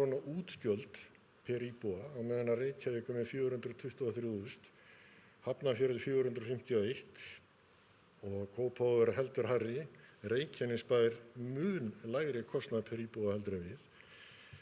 Ef við skoðum aftur á móti, að því við erum að velta fyrir okkur grunnskólanum og leikskólanum, þá erum við samt með nánast sambærilega fjölda barna og nemenda per stöðugildi eins og sveitarfélög. Þannig að þarna liggur einhver kostnaðarmunur í einhver allt öðru. Við verðum að skoða þetta í ákveðnu samhengi. En ég ætla ekki að gera lítið úr því að við getum alltaf gert betur. Ef við skoðum menningamálin, þá erum við líka, trónum við bara þarna á toppnum. Við erum með 47.000 á íbúa 2020 í menningamálum. Það meina Reykjavíkurborg með 42.000 með alla sína menningu, en þessi sveitarfélög hins sem við erum að bera okkur saman við eru og undir 20.000 kr. á íbúa. Og við skulum átta okkur að því að þegar við margföldum þessar tölur upp, þá skiptir þetta tugum milljón. Þetta ekki 100 milljónir í einhverju tilvikum. Og svo ætla ég bara rétt að nefna íþróttamálin og það er alveg rétt sem að bæjarfulltrúi Sóley Björk, þannig að sjáu þið bara hvað ég hann gamall. Ég vil seins gott að vera að hætta þessu. Það sem hún nefnir að íþróttamálin taka gríðarlega mikið til sín ef við horfum bara í þetta hlutfallslega. Hérna á Akureyri þá erum við að leggja 124.000 kr. á íbúa til íþrótta og æskulýðsmála. Það meina Reykjavíkurborg leggur 86.000, Kópavogur og Hafnarfjörður kostar svipað, Reykjanesbær hins vegar 54.000, en Garðabær 117.000. Og það sem er dálítið skondið í þessu er kannski það að spurningin þá hvað getum við gert til að draga úr ef við ætlum að draga úr. Við erum þá sennilega fyrst og fremst að ráðast á mannvirkin vegna þess að ég sé ekki betra á tölunum en að það séu svona bilinu 70 til 80% af þessum kostnaði, hann er bundinn í mannvirkjum. Hann er bundinn í því að við erum að skapa aðstöðu fyrir íþróttaiðkun. Við erum hins vegar ekki að styrkja íþróttastarfsemina beint með mjög miklu framlögum, eins og margir halda. Það er bara alls ekki þannig. Og þá náttúrulega veltum við því upp, eigum við þá að halda áfram að byggja upp eins og Kópavogssvæðinu og þarfandi götum. Já, við bara verðum að gera það. En við erum að horfa núna til þess að eiga fyrir því þá með því að losa svæði sem við getum selt. Ekki allt saman, en stóra hluthafi og staðið undir þessu. Og ég nefni bara sem dæmi að nú er Garðabær nýbúinn og er að reisa stórt og mikið íþróttamannvirki, svona yfirbyggða knattspyrnuvöll með einhverju fleiru og þeir eru nýbúnir að auglýsa lóðir þarna í kring og er að fá andvirði þessara bygginga út úr lóðasjóði. Hátt á 4 milljarða króna. Þetta er náttúrulega tækifæri sem við höfum hingað til ekki staðið undir og ekki staðið til að við getum staðið undir en þetta er kannski eitthvað sem að við þurfum að fara að skoða í auknum mæli. Þannig að það er að mörgu að hyggja í þessu en ég er þokkalega ánægður með þessa niðurstöðu sem varð úr þessari fjárhagsáætlun. Hún er ekkert gleði efni svona í stórum dráttum en ég held að þessi stóra efni stóra gleðiefni í henni að við náðum þó samstöðu það að leggja fram þessa áætlun núna til næstu 4 ára sem að svona lofar allavega góðu á ákveðin hátt varðandi sjálfbærni markmiðið. ef það verði ekki settar á okkur auknar álögur. Og við skulum taka mið af því sem kom fram hérna máli bæjarfulltrúa Guðmundar að það stefnir 600 milljón króna halla á málefni fatlaðra. Akureyrarbær ber það einn. En ekki nágrannasveitarfélagi líka, allavega ekki ennþá, sem alveg galið. Við skulum líka hafa í huga að við ætlum að fara að setja hátt á 400 milljónir í uppbyggingu á öldrunarheimili eða hjúkrunarheimili hérna út í þorpi og það ætlum við að gera einn. Í Norðurþingi þá sameinast öll sveitarfélögin um kostnað sem standa að þessu. Þetta eitthvað sem ekki alveg að gera sig í mínum huga. Þarna eigum við ekki að standa einn. Ef að það hefur einhvern tímann verið þannig að menn hafa horft á þetta með þeim hætti að við myndum njóta góðs af því því hér búa allir starfsmennirnir og þannig koll að kolli, þá það bara, heyrir það sögunni til. Hér byggja menn eins og aldrei sem morgundagurinn allstaðir í kringum Akureyri, fjölga íbúum og sjálfsögðu vinnur þetta fólk meira og minna hérna inn á Akureyri. Við verðum að fara að horfa öðruvísi á þessi mál. Þannig ákveðin tækifæri í samlegð, þannig að aðilar sameinist þessi stærri verkefni og vinni sameiginlega að. Og þetta til dæmis eitt af því sem við höfum að horfa til varðandi stærri íþróttamannvirkjum. Það verði ekki byggð knattspyrnuhús í hverjum sveitarfélagi. Það bara eitt. Af hverju standa menn ekki saman að því? Fjallinu og fleiri svona stærri mannvirkjum sem að vitað að verði ekki byggnum á einu stað. Það nefnilega fullt af tækifærum og matarhólum til þess að auka tekjur Akureyrarbæjar, til þess að minnka áhersluna á það að þurfa að skera niður. Og við vissilega stíga ákveðin skrefi því að eyða fjármunum eins og í Ráðhúsi til að geta sparað til lengri tíma.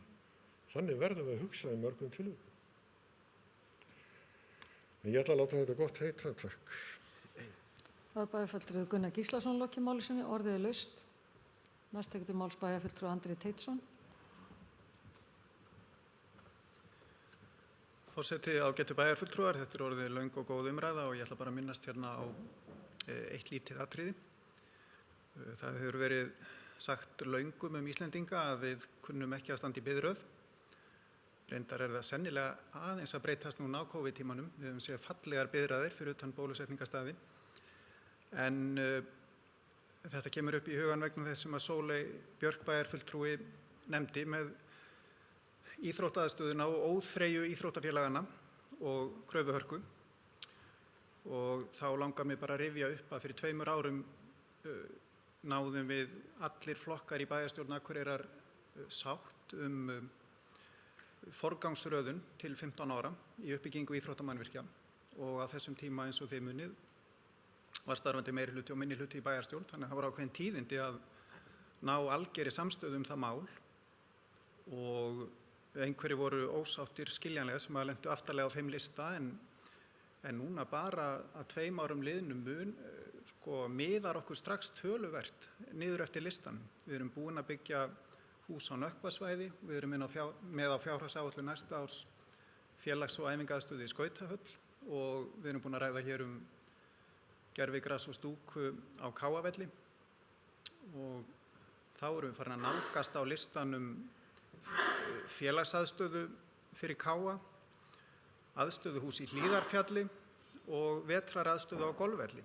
Þetta gengur bara býsna vel en ég get alveg tekið undir það sem að bæjarfulltrúi Sóley sagði að við þurfum að halda þarna árvekni og hafa í huga megin markmið okkar sem að gera vel við börn og ungmenni og ekki fara fram úr okkur í þessari uppbyggingu og líka setja þá kröfu á íþróttafélögin að þau starfi saman eftir því sem að hægt og skynsamlegt. Þannig að við nýtum þessa fjármuni sem allra best. Takk fyrir. Það bæjarfulltrúi Andri Teitsson lokið máli sinni, orðið laust. Næst tekur til máls bæjarfulltrúi Guðmundur Baldvin Guðmundsson.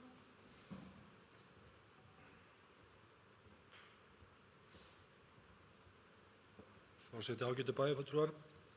Vanlega er það nú þannig að þegar maður er búinn að flytja fjárhagsáætlun þá voru meiri og minni hluti og hefur verið og þá er gjarnan minni hluti með alls konar komment sem maður hefur þurft að svara fyrir, en nú er þannig máli vaxið að við höfum tekið ákvörðun að vinna þetta saman og það er að mörgu leyti ánægjulegt, sérstaklega ánægjulegt að hlusta á bæjarfulltrúa sem hér hafa komið í pontu og sýnir það bara að mínum mati hversu vel þessi bæjarstjórn er mönnuð.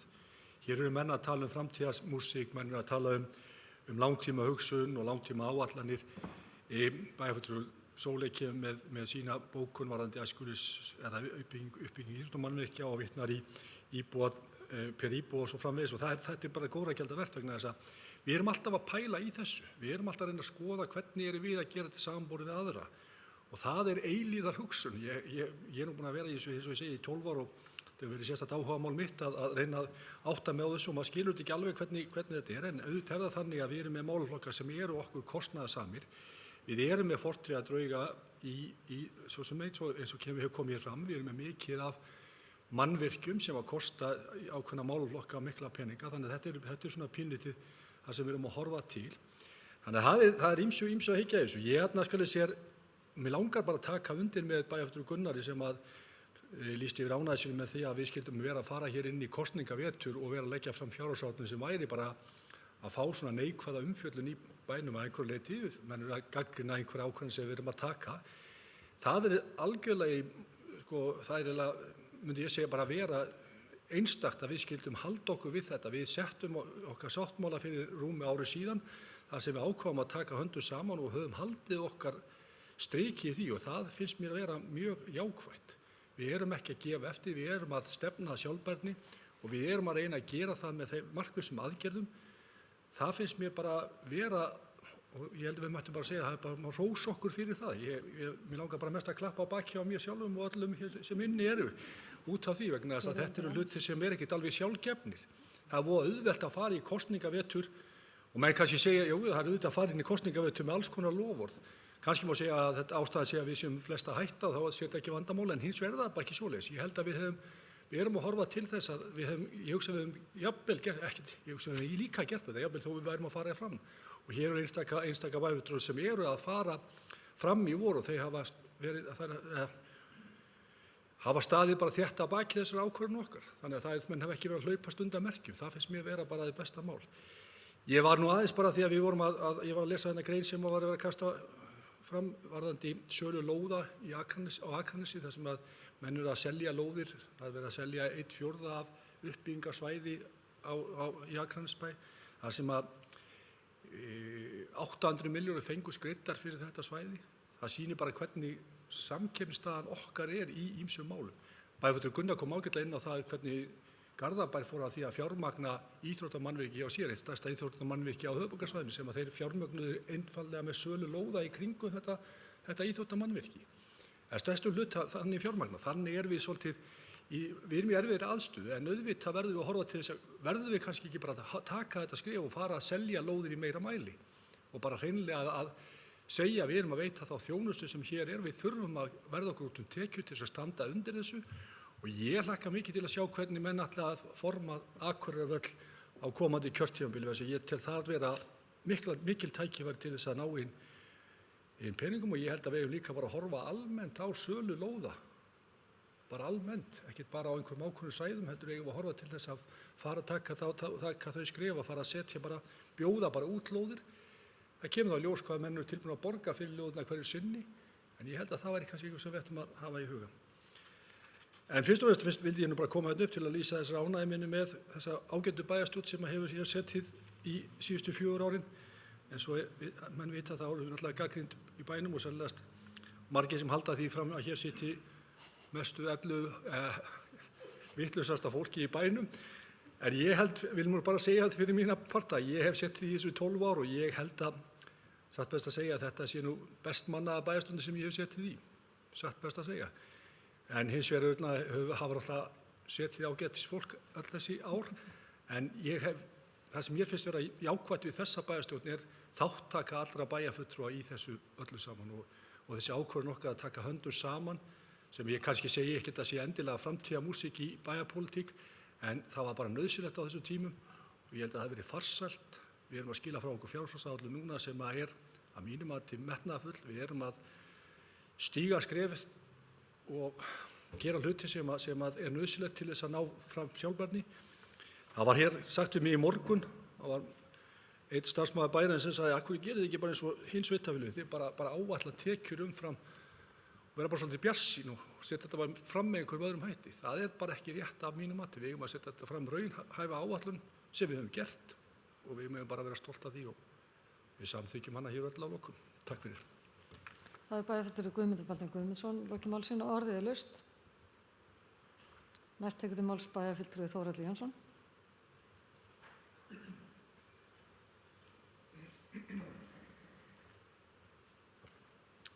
Forseti, ágætu bæjarfulltrúar, ég vil þakka fyrir bara þá umræðu sem hefur farið hér fram. Þetta er búið að vera mjög gagnlegt. Þessi vinna er búin að vera mikil en gengið afskaplega vel að mér finnst. Svo breyting sem varð á milli fyrstu og annar umræðu er sem sagt í mínum huga að fá þarna fram með borgarbrautina að þær framkvæmdir færist fram 1 ár. Það tryggir okkur sem sagt lóðir þannig að við fáum samfellu í skipulagi ef að eftirspurn eftir lóðum verður áfram eins og hún hefur verið síðastliðin ár sem er bara sprenging, að þá erum við tilbúin til þess að skaffa lóðir ef að til þess kemur. Við erum núna einhvers staðar það bil með helmingi fleiri byggingar eða íbúðir í byggingu heldur en í meðalári. Þannig að það lýsir svolítið ástandinu. Og áætlanir fyrir næsta ár gerir ráð fyrir að það ástand verði áframhaldandi. Þannig að á meðan að staðan er þannig að þá þurfum við náttúrulega að tryggja að við höfum lóðir til að bjóða. Varðandi verðlagningu á lóðum að þá höfum við tekið það skref að selja lóðir eða bjóða lóðir á miðbæjarsvæðinu og höfum þegar selt fyrstu lóðina sem var Hofsbót 2 sem gekk bara ágætlega. Við höfum síðan BSO-reitinn sem er stór og mikil lóð sem ætti að geta fært okkur verulega tekjur og eins og er búið að nefna hér að þá erum við að horfa á Akureyrarvöll sem er mjög flottur þéttingarreitur en það eru líka aðrir þéttingarreitir í bænum sem við erum að vinna í að skipuleggja sem að koma til með að færa okkur fleiri 100 milljónir í tekjur. Við erum að horfa til þess líka. Þannig að við þurfum að nýta þessa innviði, þétta byggðina, fara svolítið upp í loftið og þetta því miður með Oddeyrina að við skildum ekki ná því að fara upp í loftið á Oddeyrinni er svolítið synd því að samkvæmt þeim reglum sem gilda hjá Isavia að þá er Oddeyrin eina svæðið á Akureyri þar sem við megum byggja 40-50 metra upp í loftið. Önnur svæði á Akureyri miðað við það við megum ekki fara hærra en mér minnir 18 metra frá sjávarmáli. Nei, frá grunnjörð sem sagt. Þannig að þar byggjum við aldrei hærra en 6 hæðir. Þannig að í nýskipulögum Kollugeirshaga sem við gerum ráð fyrir 7-9 hæða húsum, þar þurfum við að lækka okkur ofan í 6 hæðir. Oddeyrin er sem sagt svæðið þar sem við megum byggja virkilega upp í loftið. Þarna megum við byggja 9 hæða hús. Þannig að þessi áform okkar sem því miður fóru út súginn, það ég segi, að þau voru byggð á ákveðnum reglum og allt það, en við þurfum kannski að hafa meiri framsýni og þurfum kannski að taka þetta bara upp á vettvangi nýrrar bæjarstjórnar, hvað við viljum gera með nýtt aðalskipulag og hvernig við viljum sjá Akureyri þróast. Takk fyrir. Bæjarfulltrúi Þórhallur Jónsson, loki málsins og orðið er laust. Ef fleiri hafa ekki hvart til hljóðs þá segjum við þessari umræðu lokið og við munum bera upp áætlunina í dálítið mörgum pörtum. Þannig að byrjum á áætlun fyrir aðstoð. Þeir sem geta samþykkt hana gefur merki. Það eru 11. Síðan er það áætlun fyrir A-hlutastofnanir, það er að segja eignasjóð Gatna, fasteignir, Akureyrarbæjar og framkvæmdamiðstöðvar. Þeir sem geta samþykkt þá áætlun gefur merki. Það eru 11. Takk fyrir það. Svo er það samstæðureikningurinn fyrir A-hluta, þeir sem geta samþykkt hann gefur merki. 11. Þá er það B-hlutastofnanir sem er það bifreiðastæðasjóður Akureyrar, Byggingasjóður Náttúrufræðistofnunar, félagslegar íbúðir, gjafasjóður ÖA, Hafnasamlag Norðurlands, Hlíðafjall, Norðurorka og strætisvagnar Akureyri, þeir sem geta samþykkt áætlun fyrir þá gefumerki. 11. Svo komið að samstæðureikning fyrir A og B hluta, þeir sem geta samþykkt hann gefumerki. 11. Framkvæmda yfirleitt Akureyrarbæjar fyrir aðalsjóð A hluta og B hluta, þeir sem geta samþykkt það gefumerki. Það eru 11.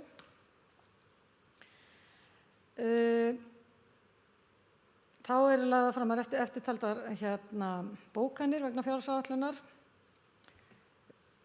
Starfsáætlanir, bæjarstjórn felur nefndum og ráðum að yfirfæra starfsáætlanir í samráði við stjórnendur og gera á þeim þær breytingar sem nauðsynlegar eru með tillit til fjárhagsáætlunar Akureyrarbæjar. Bæjarstjórn mun svo taka starfsáætlunina til umræðu, þeir sem geta samþykkt þetta gefumerki. Það eru 11. Þá er það kaup á vörum og þjónustu. Nýta skal kosti almenna útboða við framkvæmdir og vöru og þjónustukaup þar sem því verður við komið. Sérstök áhersla verður lögð á að ná ýtrustu hagkvæmni í innkaupum og meta skal endurnýjun á þörf búnaðar sérstaklega. Gerðir skulu þjónustusamninga við félög, fyrirtæki og stofnanir á þeim sviðum sem hagkvæmni slíkra samninga getur notið sín. Þeir sem geta samþykkt þetta gefumerki. Það eru 11. Nú komið áherslum við framkvæmd fjárhagsáætlunar 2022.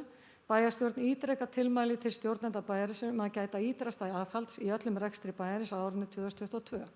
Mikilvægt er að allri yfirvinnu sé haldið í lágmarki og þeim eindregnu tilmælum er beint til stjórnenda að meta vandlega yfirvinnu þörf og leita leiða til að draga úr henni. Jafnframt skulu stjórnendur meta sérstaklega þörf á nýráðningum og möguleika á hagræðingum með breyttu verkferli þegar störf losna. Allar slíka breytingar þarf að leggja fyrir viðkomandi nefnd og bæjarráð. Þeir sem samþykkja þetta gefumerki. Það eru 11. Þá er þessu lokið þannig nema bæjarstjórn lítur svo á að með afgreiðslu frumvarpsins hafi verið afgreitt erindi og tillögur fjárveitingar sem borist hafa bæjarráði og vísað hefur verið til gerðar fjárhagsáætlunar. Ég lýsi því sem sagt þá hér með yfir að 9. lið dagskrárinnar ásamt 1. lið fundargerðar bæjarráðs frá 9. desember séu afgreidd. Og þá snúum við okkur að 10. lið á dagskrá sem er Dalvíkurlína, aðalskipulagsbreyting til máls tekur bæjarfulltrúi Þórhallur Jónsson.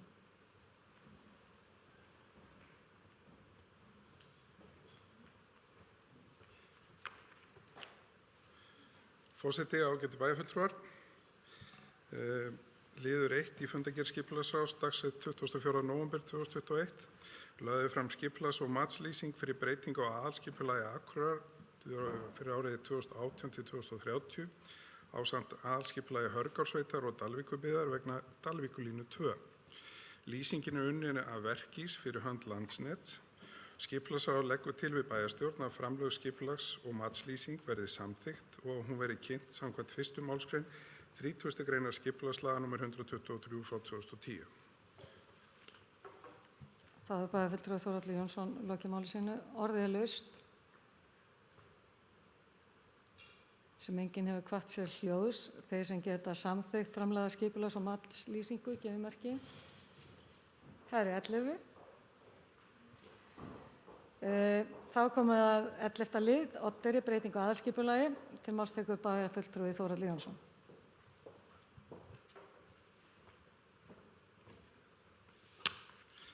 Já, Oddeyri. Forseti, ágætu bæjarfulltrúar, þá er komið að Oddeyramálinu fræga. Liður 2 í fundargerð skipulagsráðs dagsett 24. nóvember 2021.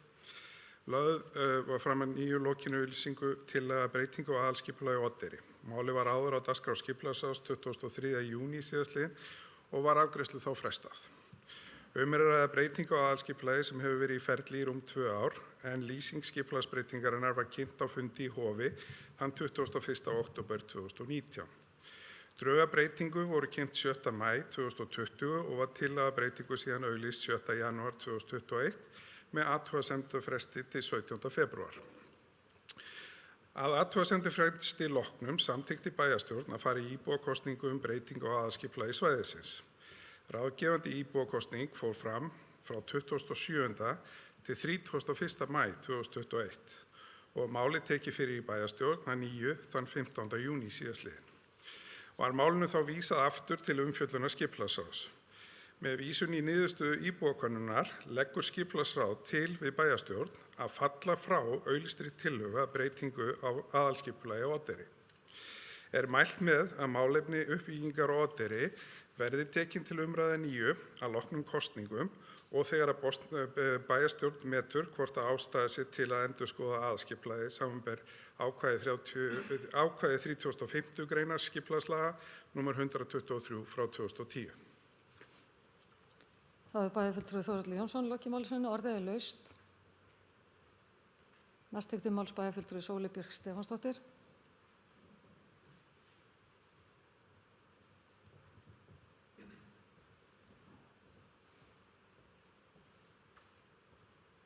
Forseti, ágætu bæjarfulltrúar, ég vil bara segja vel gert skipulagsráð og mér finnst þetta bara mjög þroskuð afstaða að hlusta á það sem kom út frá þessari könnun og mér finnst bara alveg sjálfsagt að ný bæjarstjórn taki upp umræður málið, þannig að bara vel gert. Það er bæjarfulltrúi Sóley Björk Stefánsdóttir lokið máli sínu. Orðið er laust. Sem fleiri hafi ekki hvað sér hljóðs þeir sem geta samþykkt að falla frá auglýstri tillögu, gefur merki. Það eru 11. 12. liður á dagskrá, hjúkrunarheimili nýbygging, til máls tekur bæjarfulltrúi Þórhallur Jónsson.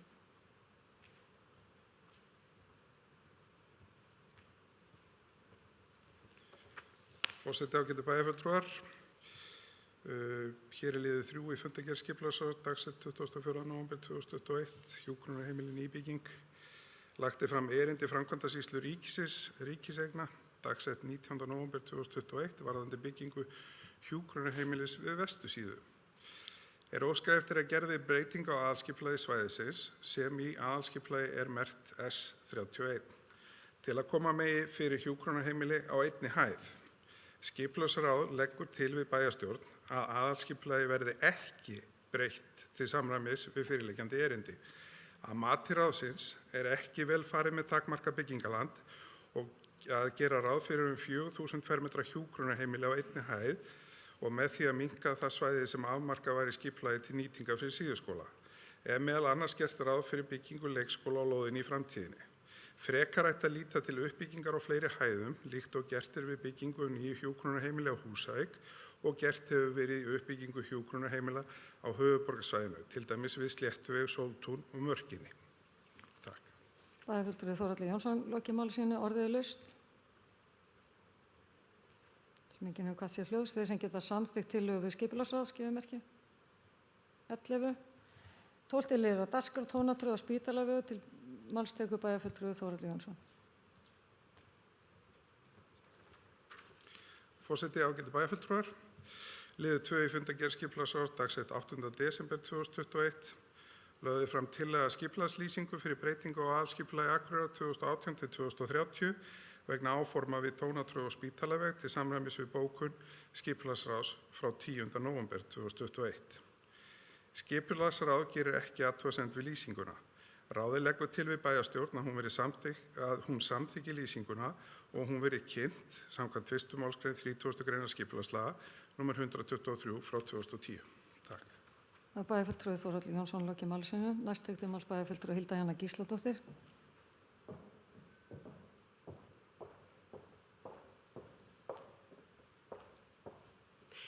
Forseti, ágætu bæjarfulltrúar. Það má nú halda líklega á þessum fundi að við séum eiginlega alltaf sammála allt fólki sem situr hérna inni, en það er nú kannski ekki alveg þannig. Við höfum auðvitað tökumst töluvert á og á það ekki síst við þetta mál sem tengist tónatröð, en aðeins til upprifjunar að þá er tónatröð enn í skipulagi skilgreint sem lóðri fyrir einbýlishús.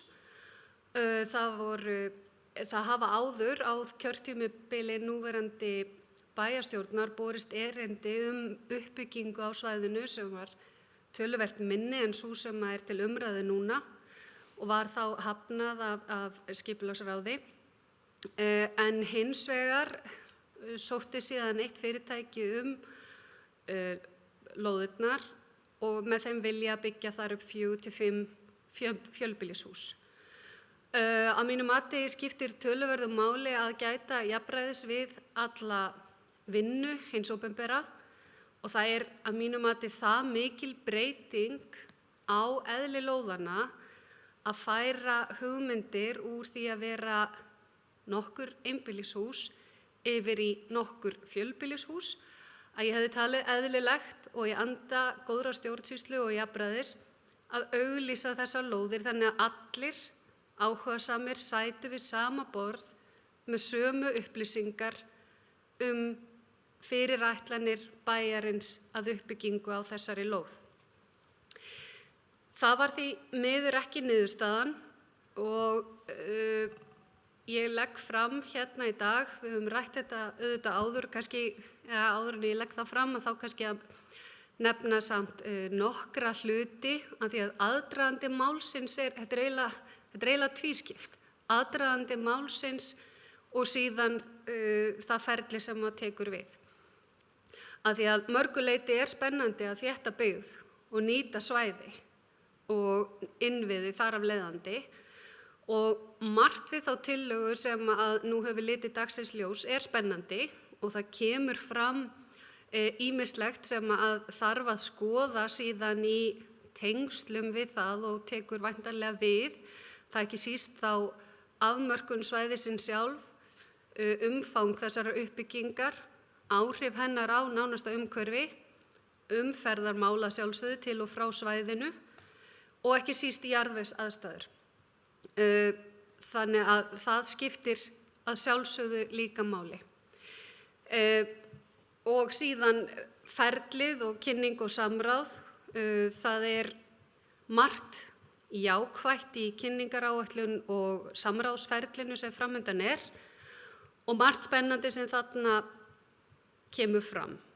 Af þeim sökum sé ég ekki fyrir mér að greiða atkvæði gegn tillögunni en vegna eðlisins og upphafsins þá mun ég sitja hjá af því að ég tel þetta í rauninni óboðleg vinnubrögð.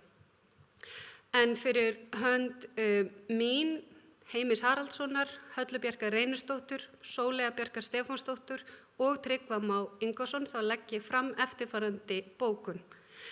Þær hugmyndir sem nú liggja til grundvallar uppbyggingar við Tónatröð eru að mörgu leyti álitlegar. Hins vegar er ekki hægt að taka afstöðu til þeirra vegna þess hvernig staðið var í málum í upphafi. Við ítrekum því þá afstöðu okkar að í anda góðrar stjórnsýslu og jafnræðis hefði verið eðlilegt að bæjarstjórn tryggði að allir áhugasamir hefðu fengið jöfn tækifæri til að sækjast eftir lóðum við Tónatröð á breyttum forsendum. Því hefði verið æskilegra að svæðið yrði skipulagt sem almennur þróunarreitur og auglýst eftir samstarfsaðila vegna vinnu við skipulagsreitsins, þó með þeim skilyrðum að uppbygging falli vel að nærliggjandi byggð. Það er bæjarfulltrúi Hilda Jana Gísladóttir lokið máli sínu, orðið er laust. Sem fleiri hafi ekki hvað sér hljóðs. Þeir sem geta samþykkt tillögu skipulags gefum. Ok. Næst tekur til máls bæjarfulltrúi Þórhallur Jónsson.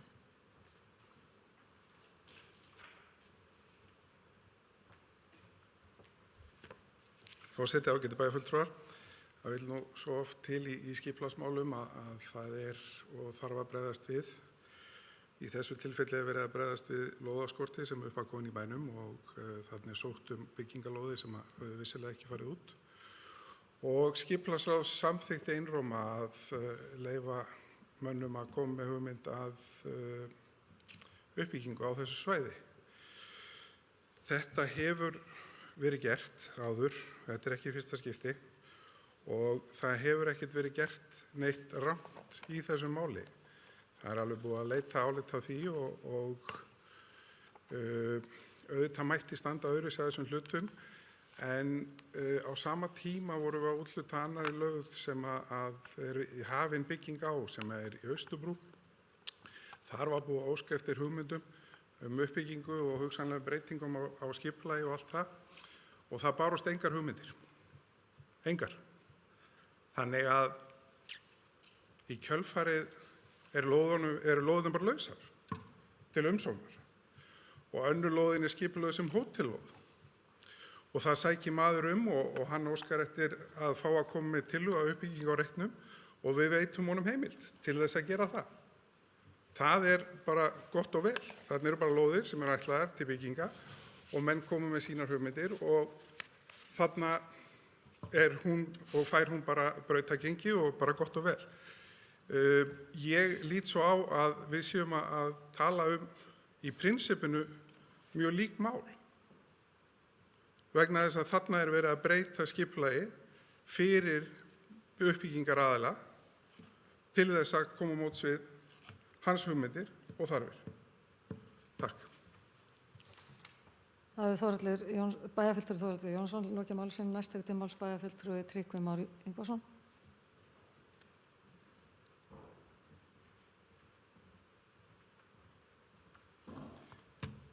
Forseti, ágætu bæjarfulltrúar. Mér langar til að byrja með að lýsa ánægju með þessa aðalskipulagstillögu. Mér finnst hún flott og ég er mjög hlynntur uppbyggingu á þessu svæði. Mér finnst hún tóna vel við markmið aðalskipulags Akureyrar þéttingu byggðar og betri nýtingu lands. En ég er ekki sammála bæjarfulltrúa Þórhallina áður ég er sammála því að það má alveg standa svona málum, það er bara ákvörðun per se. Ég er bara ekki, það er ekki samkvæmt minni sannfæringu ef við ættum að standa svona málum. Ég var formaður skipulagsráðs frá 2014 til 2020.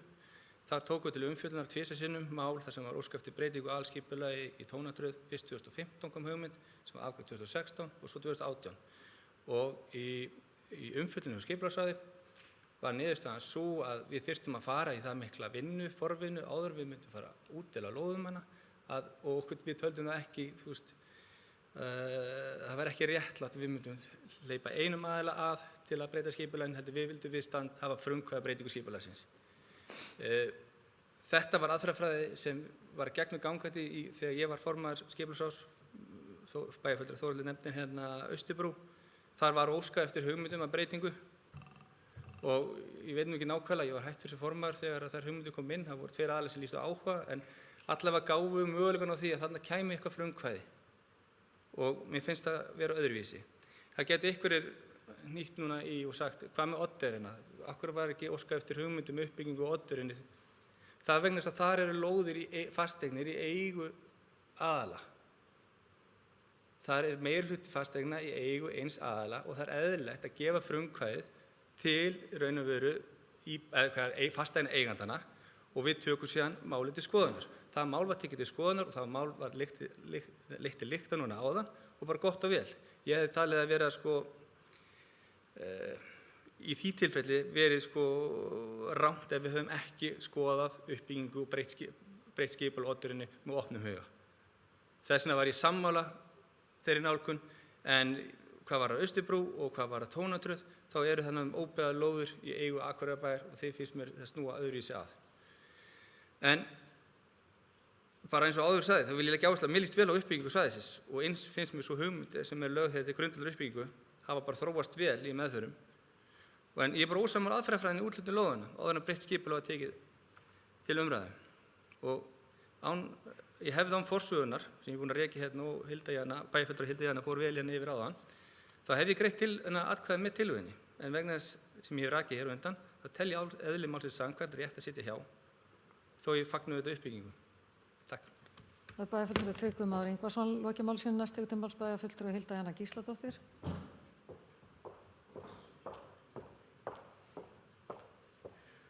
Forseti, ágætu bæjarfulltrúar. Það sem að mér finnst skipta máli í þessu, að því ég er svo innilega sammála því að nýta hugmyndaauðgi annarra heldur en aðeins starfsmanna eða kjörinna fulltrúa bæjarins. Það sem að í þessu tilfelli var gert var að það var bara að því að þú talaðir að bæjarfulltrúi Þórhallur talaði að leyfa mönnum að koma með hugmyndir, það var bara sumum mönnum leyft að koma með hugmyndir í þessu tilfelli. Og að því að ég tel að það sé einmitt gott að rifja upp málefni Austurbrúarlóðarinnar, það var búið að úthluta henni sem lóð til hóteluppbyggingar, til tiltekins aðila.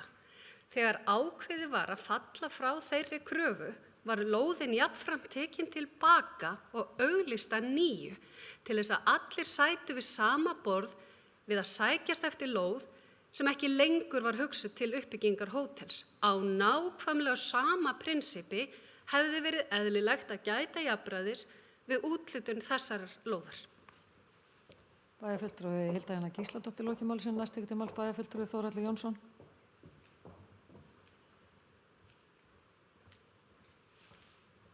Forseti, ágætu bæjarfulltrúar. Það er tvennt sem mig langar að benda á í þessu máli, að varðandi tónatröðina þá þegar það er sótt hana 2015 og 2018, þá búum við ekki við þennan lóðaskort sem er í dag og þá er verið að sækja að byggja sambærileg hús eins og er verið að byggja í nýju hverfunum hérna upp frá og það voru til svoleiðis lóðir á þeim svæðum og þá skilja afskaplega vel að við séum ekki endilega að breyta þessum stóru einbýlishúsalóðum sem voru 2-3 hæðir með risi akkurat á þeim tímapunkti og bentum aðilum bara á skilur aðra lóðir. Ég skil það ósköp vel en þarna er komið upp allt önnur staða og skipulagsráð samþykkir samhljóða að fara í þetta varðandi hótellóðina að þá er hún náttúrulega deiliskipulögð sem hótellóð áfram þó að sé búið að auglýsa og óska eftir einhverjum hugmyndum. Þá þegar sótt hana þá er hún ennþá hótellóð. Takk fyrir. Það er bæjarfulltrúi Þórhallur Jónsson lokið máli sínu. Næst til máls bæjarfulltrúi Hilda Jana Gísladóttir. Forseti, ágætu bæjarfulltrúar. Þegar að umrædd Austurbrúarlóð var auglýst að nýju þá komu fram þær upplýsingar til allra að hugmyndirnar þyrftu ekki að byggja á því að þarna yrðu áfram hótellóð. Og það er grundvallarmál að allir á samkeppnismarkaði og íbúamarkaði sitji við sama borð með sömu upplýsingar fyrirætlanir hins opinbera. Þar af leiðandi, þó hún sé ennþá hótellóð, þá var öllum boðið að taka þátt í því að koma með hugmyndir og það tekið fram að hún þurfi ekki að vera áfram til hótels. Það var ekki gert í tónatröð. Þar var aðeins einum aðila hleypt á borðinu. Það er það sem er að í ferlinu og það hefði ekki þurft og sannarlega er það rétt sem bæjarfulltrúi Þórhallur segir að lóðaskortur vilji okkar til þess að koma uppbyggingu á stað og svo framvegis var fyrir hendi. En við vildum flýta okkur. En það breytir því ekki að við höfum getað gert nákvæmlega sama og við gerðum í Austurbrú og veitt öllum sömu upplýsingar. Það er það sem málið snýst um. Það er bæjarfulltrúi Hilda Jana Gísladóttir lokið máli sínu. Næst til máls bæjarfulltrúi Sóley Björk Stefánsdóttir.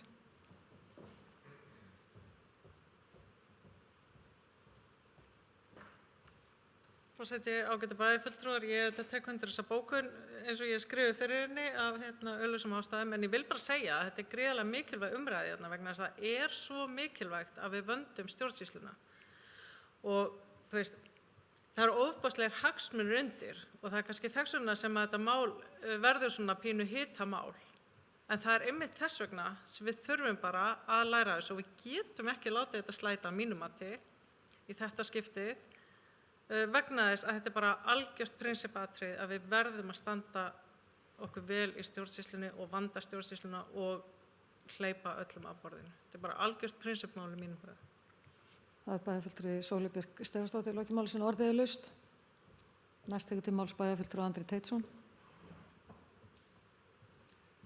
Forseti, ágætu bæjarfulltrúar. Ég fagna því að við verðumst öll vera sammála að það er að hraða uppbyggingu á þessum reit í anda þeirra tillagna sem eru komnar fram og þá stöndum við svolítið frammi fyrir haltu mér, slepptu mér, viljum við þetta eða ekki og það kemur mér aðeins óvart málflutningur þeirra sem að standa að þessari bókun og ætla að sitja hjá. Þau vilja að húsin rísi og þau fagna þarna uppbyggingu með hraði en þau ætla að firra sig ábyrgð. Og mér finnst þetta svolítið vera líkt í að ætla að fara með bíl en finna honum samt allt til foráttu og bílstjóranum og öllum. Og ég skil ekki af hverju þið greiðið þá ekki bara atkvæði gegn tillögunni ef þið eru svona rosalega ósátt við hvernig hún er komin til. Takk. Það er bæjarfulltrúi Andri Teitsson lokið máli sínu. Næst til máls bæjarfulltrúi Hilda Jana Gísladóttir. Forseti, ágætu bæjarfulltrúar. Ég vil þakka bæjarfulltrúa Andra Teitssoni kærlega fyrir að veita mér tækifæri til þess að útskýra það einmitt betur. Það er vegna þess að við erum að taka hérna fyrir í rauninni eins og ég kannski reyndi að útskýra áðan. Þetta eru 2 þrepa mál. Við hér sem stöndum að þessari bókun, auk Tryggva, greiddum atkvæði gegn þessari málsmeðferð upphaflega. Nú erum við komin að næsta þrepi sem að snýst ekki aðeins þessa aðferðafræði heldur næstu skref og ég er bara algjörlega hafna því að með þeirri aðferð sé verið að firra sig ábyrgð á málinu, þvert á móti verið að veita athygli að því sem bara skiptir máli, samhliða því að ræða þessa uppbyggingu. Þannig ég hafna þessu bara aðferð. Bæjarfulltrúi Hilda Jana Gísladóttir loki máli sinni orðið laust. Fleiri hafa ekki hvatt sér hljóðs, þeir sem geta samþykkt skipulagslýsinguna gefa merki. Það eru 6, þeir sem eru á móti, enginn og 5 sitja hjá. Þá er komið að 14. lið á dagskrá, samningu við MAG til máls tekur bæjarfulltrúi Hilda Jana Gísladóttir.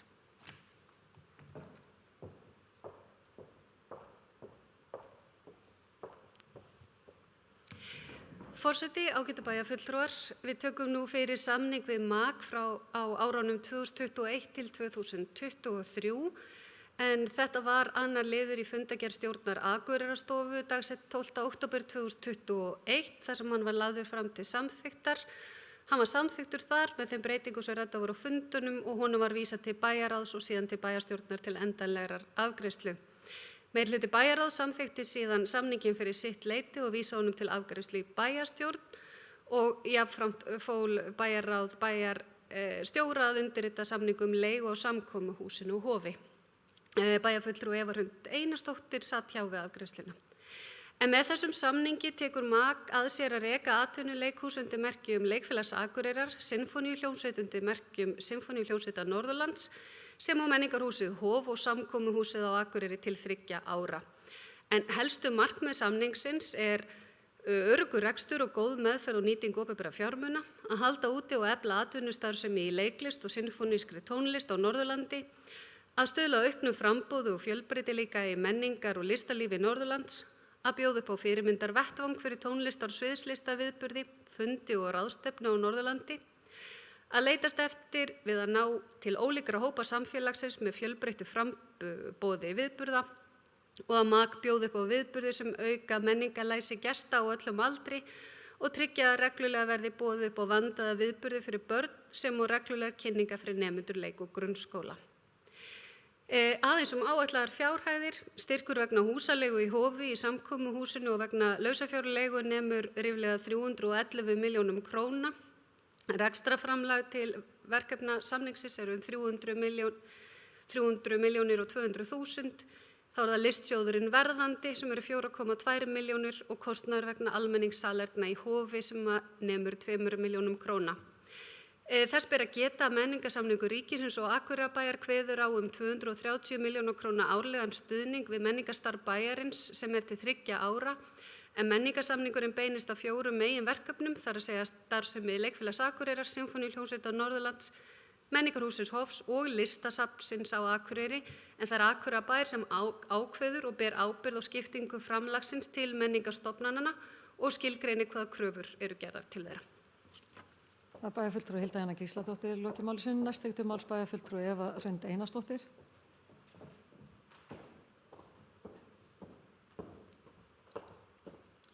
Forseti og ágætu bæjarfulltrúar. Ég ætla að koma hér upp og útskýra af hverju ég satt hjá síðast við afgreiðslu í bæjarráði en jafnframt búin að ákveða að samþykkja samninginn hér. En ástæðan fyrir því ég satt hjá síðast er vegna einnar setningar sem við kemur rekstrarframlögum. Og þegar við vorum í samningaviðræðum á sínum tíma við þá embættismenn bæjarins, þá voru báðir samningsaðilar á því að útiloka ekki hækkanir á samningnum. En eins og samningurinn er sett upp núna þá mun hann ekki hækka nema á fyrsta ári og standa svo í stað næstu 2 ári. Og þá var ákveðið að setja inn að á gildistíma samningsins yrði að lágmarki greiddar 900 milljónir og 600.000. Það var gert af því að við hér inni, að ég tel, og ásamt starfsfólki hjá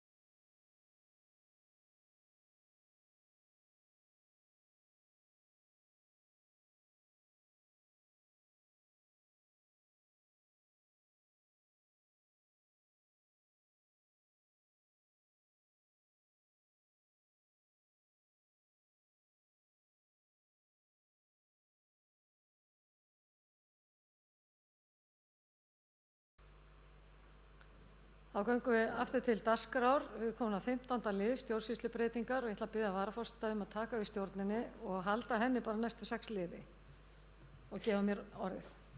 Bæjarfulltrúi Halla Björk Reynisdóttir tekur til máls.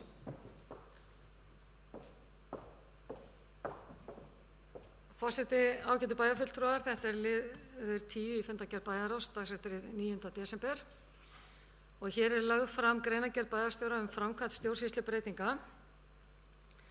Ég ætla að lesa bara hérna upp inngang greinargerðarinnar sem undir málinu með leyfi forseta, en þar segir: Á fundi bæjarstjórnar Akureyrarbæjar 15. júní 2021 var samþykkt með 11 samhljóða atkvæðum tillaga að breytingum á stjórnskipulagi Akureyrarbæjar ásamt skipuriti. Tillagan byggði á samstarfssáttmála bæjarstjórnar frá 22. september 2020 þar sem meðal annars kom fram að bæjarstjórn ætli að einfalda stjórnsýslu og sameina svið. Áfram var unnið út frá þeim markmiðum skipulagsbreytinga sem hófust árið 2017 að einfalda stjórnkerfið, lækka kostnað og bæta þjónustu. Í greinargerðinni sem lögð var fram til samþykktar 5. júní síðastliðinn kom fram að bæjarfulltrúarnir Halla Björk Reynisdóttir, Guðmundur Baldvin Guðmundsson og Hlynur Jóhannsson í samvinnu við fulltrúa strategíu, það er Guðrúnu Ragnarsdóttur, Helgu Hlín Hákonardóttur og Margréti Sanders, ásamt Huldu Sif Hermannsdóttur aðstoðarmanni bæjarstjóra og Ásthildi Sturludóttur bæjarstjóra, unnið að tillögunum sem lagðar voru fram. Ráðgjafarnir áttu á undirbúningstímanu samtöl við alla sviðsstjóra og hóp forstöðumanna og byggðu tillagan að nýju skipuriti meðal annars á þeim samtölum. Í tillögunum sem samþykktar voru kom fram að fækka skyldi sviðum 1 og að breytingar yrðu á verkefnum. Einnig að ekki væri ólíklegt að eitthvað myndi taka breytingum í ferlinu sem bæjarstjórar og viðeigandi sviðsstjórar hafa á síðustu mánuðum fylgt eftir og borið ábyrgð á. Í tillögunum kom fram að skipulagsbreytingar skyldi taka gildi áramót 2021-22 og undirbúningur að framkvæmd breytingar skyldi hefjast á haustdögum. Frá því í haust hefur átt sér stað mikil vinna við greiningu starfa og verkefna með tilheyrandi rýningu starfslýsinga. Verkefnin eru misjafnlega flókin úrlausnar og ljóst að þrátt fyrir að stjórnsýslubreytingarnar taki gildi nú áramót, þá margt sem þarfnast frekari greininga og lengri framkvæmdatíma. Í greiningavinnunni hafa jafnframt opnast tækifæri til breytinga og umbótaverkefna. Áherslan á innleiðingu á stafrænum lausnum hefur orðið sýnilegri með nýju sviði sem tekur formlega til starfa áramót, en byrjar að greina og leggja línu nú þegar. Ljóst er að það svið sem stóðsvið mun gegna afar stóru hlutverki við að umbreyta þjónustu Akureyrarbæjar yfir í hinn stafræna heim. Rauði þráðurinn í stjórnsýslubreytingum hefur því verið að ná fram hagræðingu með því að einfalda stjórnkerfið, innleiða stafrænar lausnir og lækka kostnað ásamt því að bæta þjónustu. Og tilvitnun líka. Síðan í greinargerðinni farið yfir ný skipurit og þau skýrð. Ég ætla nú ekkert að reyna að lýsa því hér í máli mínu, en bæjarfulltrúar hafa kynnt sér þær gaumgæfilega og greinargerðin mun síðan að fylgja fundargerðinni að loknum bæjarstjórnarfundi, þar sem bæjarbúar geta þá nálgast hana. En hér því lögð fram tillaga að breyting á stjórnskipulagi Akureyrarbæjar ásamt skipuriti sem tekur gildi 1. janúar 2022 með vísan til hagræðingar sem hefur í för með sér að stjórnkerfið einfaldað, innleiddar eru stafrænar lausnir og kostnaður lækkaður ásamt því að þjónusta bætt. Bæjarfulltrúi Halla Björk Reynisdóttir hefur lokið máli sínu og orðið laust. Þar sem að enginn hefur hvatt sér hljóðs, þá þeir sem geta samþykkt þetta vinsamlega skifið merki.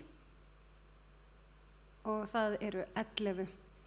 Og þá það liður 16, samþykktir fastanefnda 2022 vegna stjórnsýslubreytinga árið 2021 og það bæjarfulltrúi Halla Björk Reynisdóttir sem tekur til máls. Forseti, ágætu bæjarfulltrúar, hér til umræða stjórnsýslubreytingar samþykkt fyrir bæjarráð, liður 11 í fundargerð bæjarráðs dagsettur 9. desember. Og hér lögð fram til samþykta breyting á samþykkt fyrir bæjarráð, en í tengslum við stjórnsýslubreytingarnar þá nauðsynlegt að breyta samþyktum fyrir nefndir þar sem verkefni færast til. Ég ætla ekki að lesa samþykktina upp í heild sinni en ætla að fara yfir helstu breytingar. Fyrir utan nafnabreytingar og minniháttar orðalagsbreytingar lagt til að í 4. grein verði nokkur liðum bætt við, eða eftirfarandi. Það G. Framkvæmd laga jafna stöðu og jafna rétt kvenna og karla, nr. 10/2008, Háliður, framkvæmd mannréttindastefnu Akureyrarbæjar og þarna er verið að fjalla bara verkefni sem eru undir bæjarráði. I-lið, málefni íbúalýðræðis. J, málefni hverfisnefnda. K, menningar og atvinnumál og L, Hlíðarfjall. Þá er samkvæmt nýjum reglum sett inn nýtt verklag með fundagerðum og undir 14. grein er jafnframt bætt við birtingu ákvörðunar skal kynnt að fullnaðarafgreiðslu sé að ræða á grundvelli heimildar í 42. grein sveitarstjórnarlaga og samþykktar stjórn og fundarsköp Akureyrarbæjar. Þessi samþykkt er sem sagt lögð hér fram til samþykktar. Bæjarfulltrúi Halla Björk Reynisdóttir hefur lokið máli sínu og orðið er laust. Þar sem enginn hefur hvatt sig hljóðs, þá ber ég bara upp þeir sem geta samþykkt framlög drög að breytingum á samþykkt fyrir bæjarráð gefumerki. Og það eru 11. Þá er það liður 17, samþykktir fastanefnda 2022 vegna stjórnsýslubreytinga, fræðslu og lýðheilsuráð og það er bæjarfulltrúi Halla Björk Reynisdóttir sem tekur til máls. Forseti, ágætu bæjarfulltrúar, þetta er liður 12 í fundagerð bæjarráðs, dagsett 9. desember. Hér er að samanskapi komin á dagskrá breyting og samþykkt sem er nauðsynleg vegna stjórnsýslubreytinga. Það sem við erum að sameina verkefni gamla fræðsluráðs sem og hluta verkefna gamla frístundaráðs. Hér eru sömuleiðis nokkrar nafna- og orðalagsbreytingar en ég vil vekja sérstaklega athygli á viðbót í grein 10 þar sem segir formaður fræðslu og lýðheilsuráðs boða framangreinda áheyrnarfulltrúa sem taldir eru upp í stafliðnum A til M á fund ráðsins þegar þau málefni eru á dagskrá sem áheyrnarfulltrúi er tilnefndur til að gæta hagsmuna fyrir. Áheyrnarfulltrúa víkja af fundum ráðsins þegar umfjöllun þau tilteknu dagskrárefni er lokið. Fleira ætla ég nú svo sem ekki að tíunda hér en samþykktin verður að sjálfsögðu lögð fram með fundagerðinni hér að loknu fundi og þessi samþykkt er þá lögð hér fram til samþykktar. Bæjarfulltrúi Halla Björk Reynisdóttir hefur lokið máli sínu og orðið er laust. Það sem að enginn hefur hvatt sig hljóðs þá þeir sem geta samþykkt framlög drög að samþykkt fyrir fræðslu og lýðheilsuráð vinsamlegast gefið merki og það eru 11. Og þá er það liður 18, samþykktir fastanefnda 2022 vegna stjórnsýslu breytinga, skipulagsráð og það er bæjarfulltrúi Halla Björk Reynisdóttir sem tekur til máls. Forseti, ágætu bæjarfulltrúar, hér eins og áður verið að gera nafnabreytingar í tengslu við stjórnsýslubreytingarnar. Nokkrar breytingar eru á 5. og 7. grein sem ég ætla að fá að lesa upp með leyfi forseta og snýra heimildum skipulagsráð til fullnaðar ákvarðana. 5. grein. Skipulagsráð afgreiðir eftirtalin verkefni skipulagslaga nr. 123/2010 án staðfestingar bæjarstjórnar, samanber 2. málsgrein 7. greina skipulagslaga. 1. Ákvörðun hvort að gerð sé tillaga að deiliskipulagi eða breytingu á deiliskipulagi til samræmis við innkomin erindi með vísan til 38. greina skipulagslaga. 2. Samþykkt og kynning lýsinga deiliskipulags samkvæmt ákvæðinu samanber 1. til 3. málsgrein 40. greina skipulagslaga. 3. Ákvörðun og samþykkt óverulega breytingar á deiliskipulagi samkvæmt 2. málsgrein 43. greina skipulagslaga. 4. Ákvörðun hvort að við útgáfu á framkvæmda eða byggingarleyfi sé heimilt að víkja frá kröfum breytingu á deiliskipulagi eða grenndarkynningu þegar svo óveruleg frávik er að ræða að hagsmunir nágranna skerðist í engu hvað varðar landnotkun, útsýni, skuggavarp eða innsýn samanber 3. málsgrein 43. greina skipulagslaga. 5. Ákvörðun samkvæmt 44. greina skipulagslaga útgáfu byggingar eða framkvæmdaleyfis þar sem deiliskipulag er ekki í gildi en framkvæmdin er í samræmi við landnotkun, byggðamunstur og þéttleika byggðar. 6. Ákvörðun heita á götum, vegum, torgum og hverfum samkvæmt 47. greinar skipulagslaga að fengin umsókn nafnanefndar. 7. Ákvarðanir samkvæmt 48. grein skipulagslaga skiptingu landa og lóða. 8. Ákvörðun samþykkt á framkvæmdaleyfi samkvæmt 13. grein skipulagslaga þegar deiliskipulag liggur ekki fyrir. Og 9. Ákvörðun samþykkt á útgáfu á framkvæmdaleyfi matsskyldra framkvæmda samkvæmt 14. greina skipulagslaga. 10. Ákvörðun að staðfesta stöðvun skipulagsfulltrúa á framkvæmdum sem hafnar eru án framkvæmdaleyfis. Framkvæmdaleyfi brýtur í bága við skipulag eða það er fallið úr gildi samanber 53. grein skipulagslaga og 11. Ákvörðun að beita dagsektum í samræmi við 54. grein skipulagslaga. Sjötta greinin skipulagsráð afgreiðir eftirtalverkefni laga mat á umhverfisáhrifum númer 106/2000 án staðfestingar bæjarstjórnar. Og það númer 1. Veitir umsögn matsskyldar framkvæmdir samkvæmt 5. grein laganna.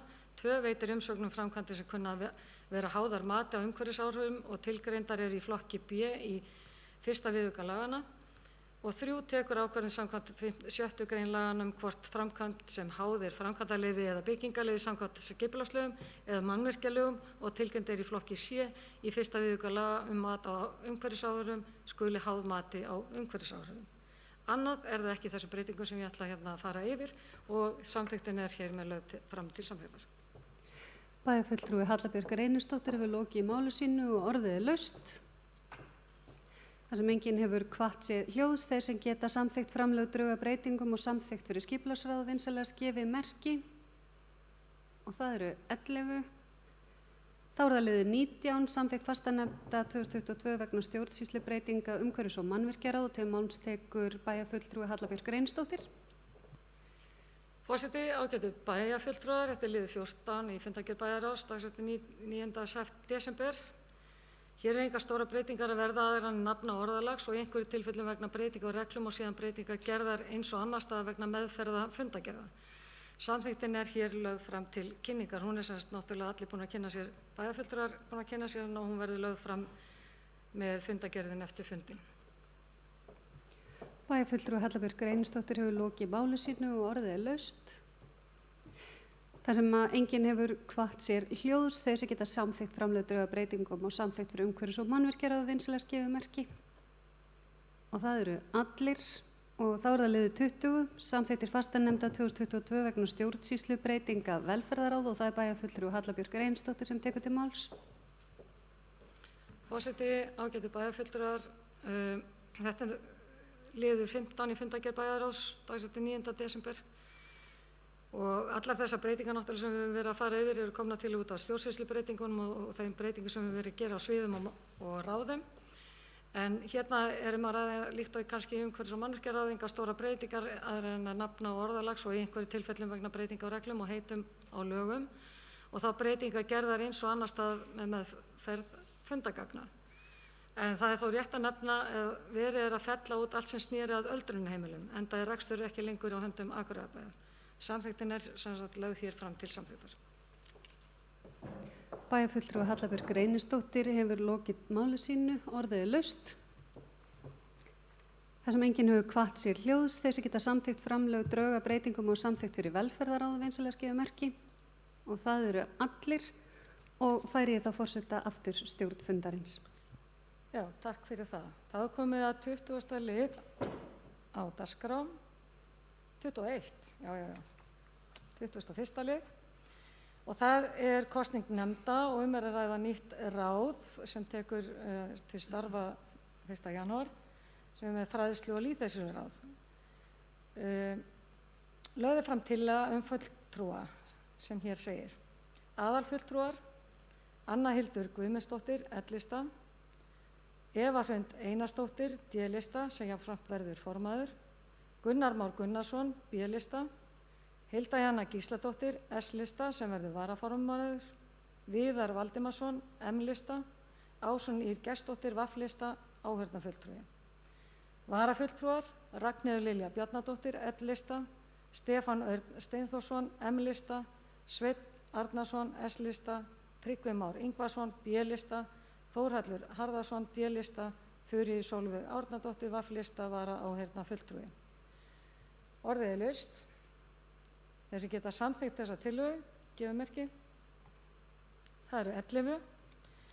Þá er komið að 22. lið, bæjarstjórn áætlun fundi fyrir næsta ár, 2022. Og áætlun er svona tiltölulega einföld og hún, við gerum ráð fyrir einum fundi í janúar, það er bara þriðjudag janúarmánaðar. Síðan er þetta almennt 1. og 3. þriðjudag hvers mánaðar, nema í apríl þá gerum við ráð fyrir að bæjarstjórn fundi 2. og 4. þriðjudag. En já, þessi bara áætlun er lögð hér fram til samþykktar, þeir sem geta samþykkt hana, gefið merki. Það er 11. Það er komið að 23. lið og það er skýrsla bæjarstjóra. Til máls tekur Ásthildur Sturludóttir. Forseti, ágætu bæjarfulltrúar, og því að það hefur nú tekst dálítið úr þessum fundi hér í dag, þá ætla ég nú bara rétt að stikla á stóru úr dagbók minni frá því að bæjarstjórn kom hérna síðast saman. Það náttúrulega hefur verið fyrirferðarmikið að fjalla fjárhagsáætlun eðlilega á þessum tíma árs og ég hef meðal annars fundað með Norðurorku fráveitumál í sveitarfélaginu. Það var haldinn árlegur fundur lögreglunnar á Norðurlandi eystra með bæjar- og sveitarstjórum í umdæminu 24. nóvember, þar sem meðal annars var rætt forvarnir og fræðslu. Sama dag flutti ég erindi styrkleika og veikleika samfélaga á norðurslóðum og netráðstefnu sem haldin var að frumkvæði vinabæjar okkar Múrmansk í Rússlandi. Nú miðvikudags morguninn 7. desember mætti vatnsflaumur starfsfólki sem mætti til vinnu.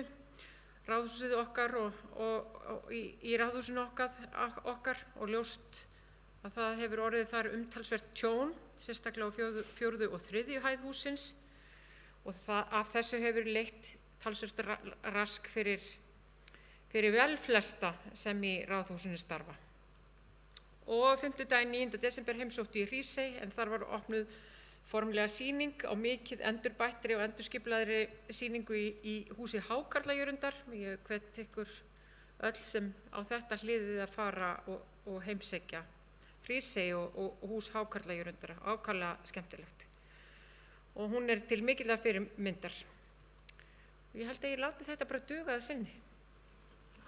Það hefur bæjarstjóri lokið máli sínu og eftirtalda fundagerðir eru lagðar fram til kynningar. Afgreiðslufundur byggingafulltrúa 18. og 25. nóvember, 2. og 9. desember. Bæjarráð 18. og 25. nóvember og 2. og 9. desember. Frístundaráð 1. desember, fræðsluráð 15. nóvember, skipulagsráð 24. nóvember og 8. desember, stjórn Akureyrar 2. desember, umhverfis- og mannvirkjaráð 19. nóvember og 3. desember, velferðaráð 1. desember og þessa fundagerði má allar nálgast á heimasíðu bæjarins. Þar sem að þetta er nú síðasti fundur bæjarstjórnar á árinu vil ég fyrir hönd bæjarstjórnar óska öllum bæjarbúum sem og öðrum landsmönnum gleðilegra jóla og farsældar á nýju ári.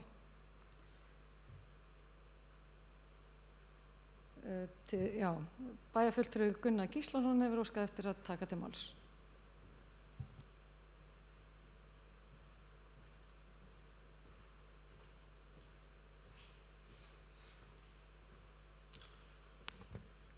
Forseti ágætu bæjarfulltrúar, fyrir hönd okkar bæjarfulltrúa þá óska ég forseta gleðilegra jóla og fjölskyldu hans og vona þau ánægjuleg jól og farsældar á nýju ári. Já, takk fyrir. Og þá slítum við fundi klukkan 7:20. Takk fyrir góðan fund.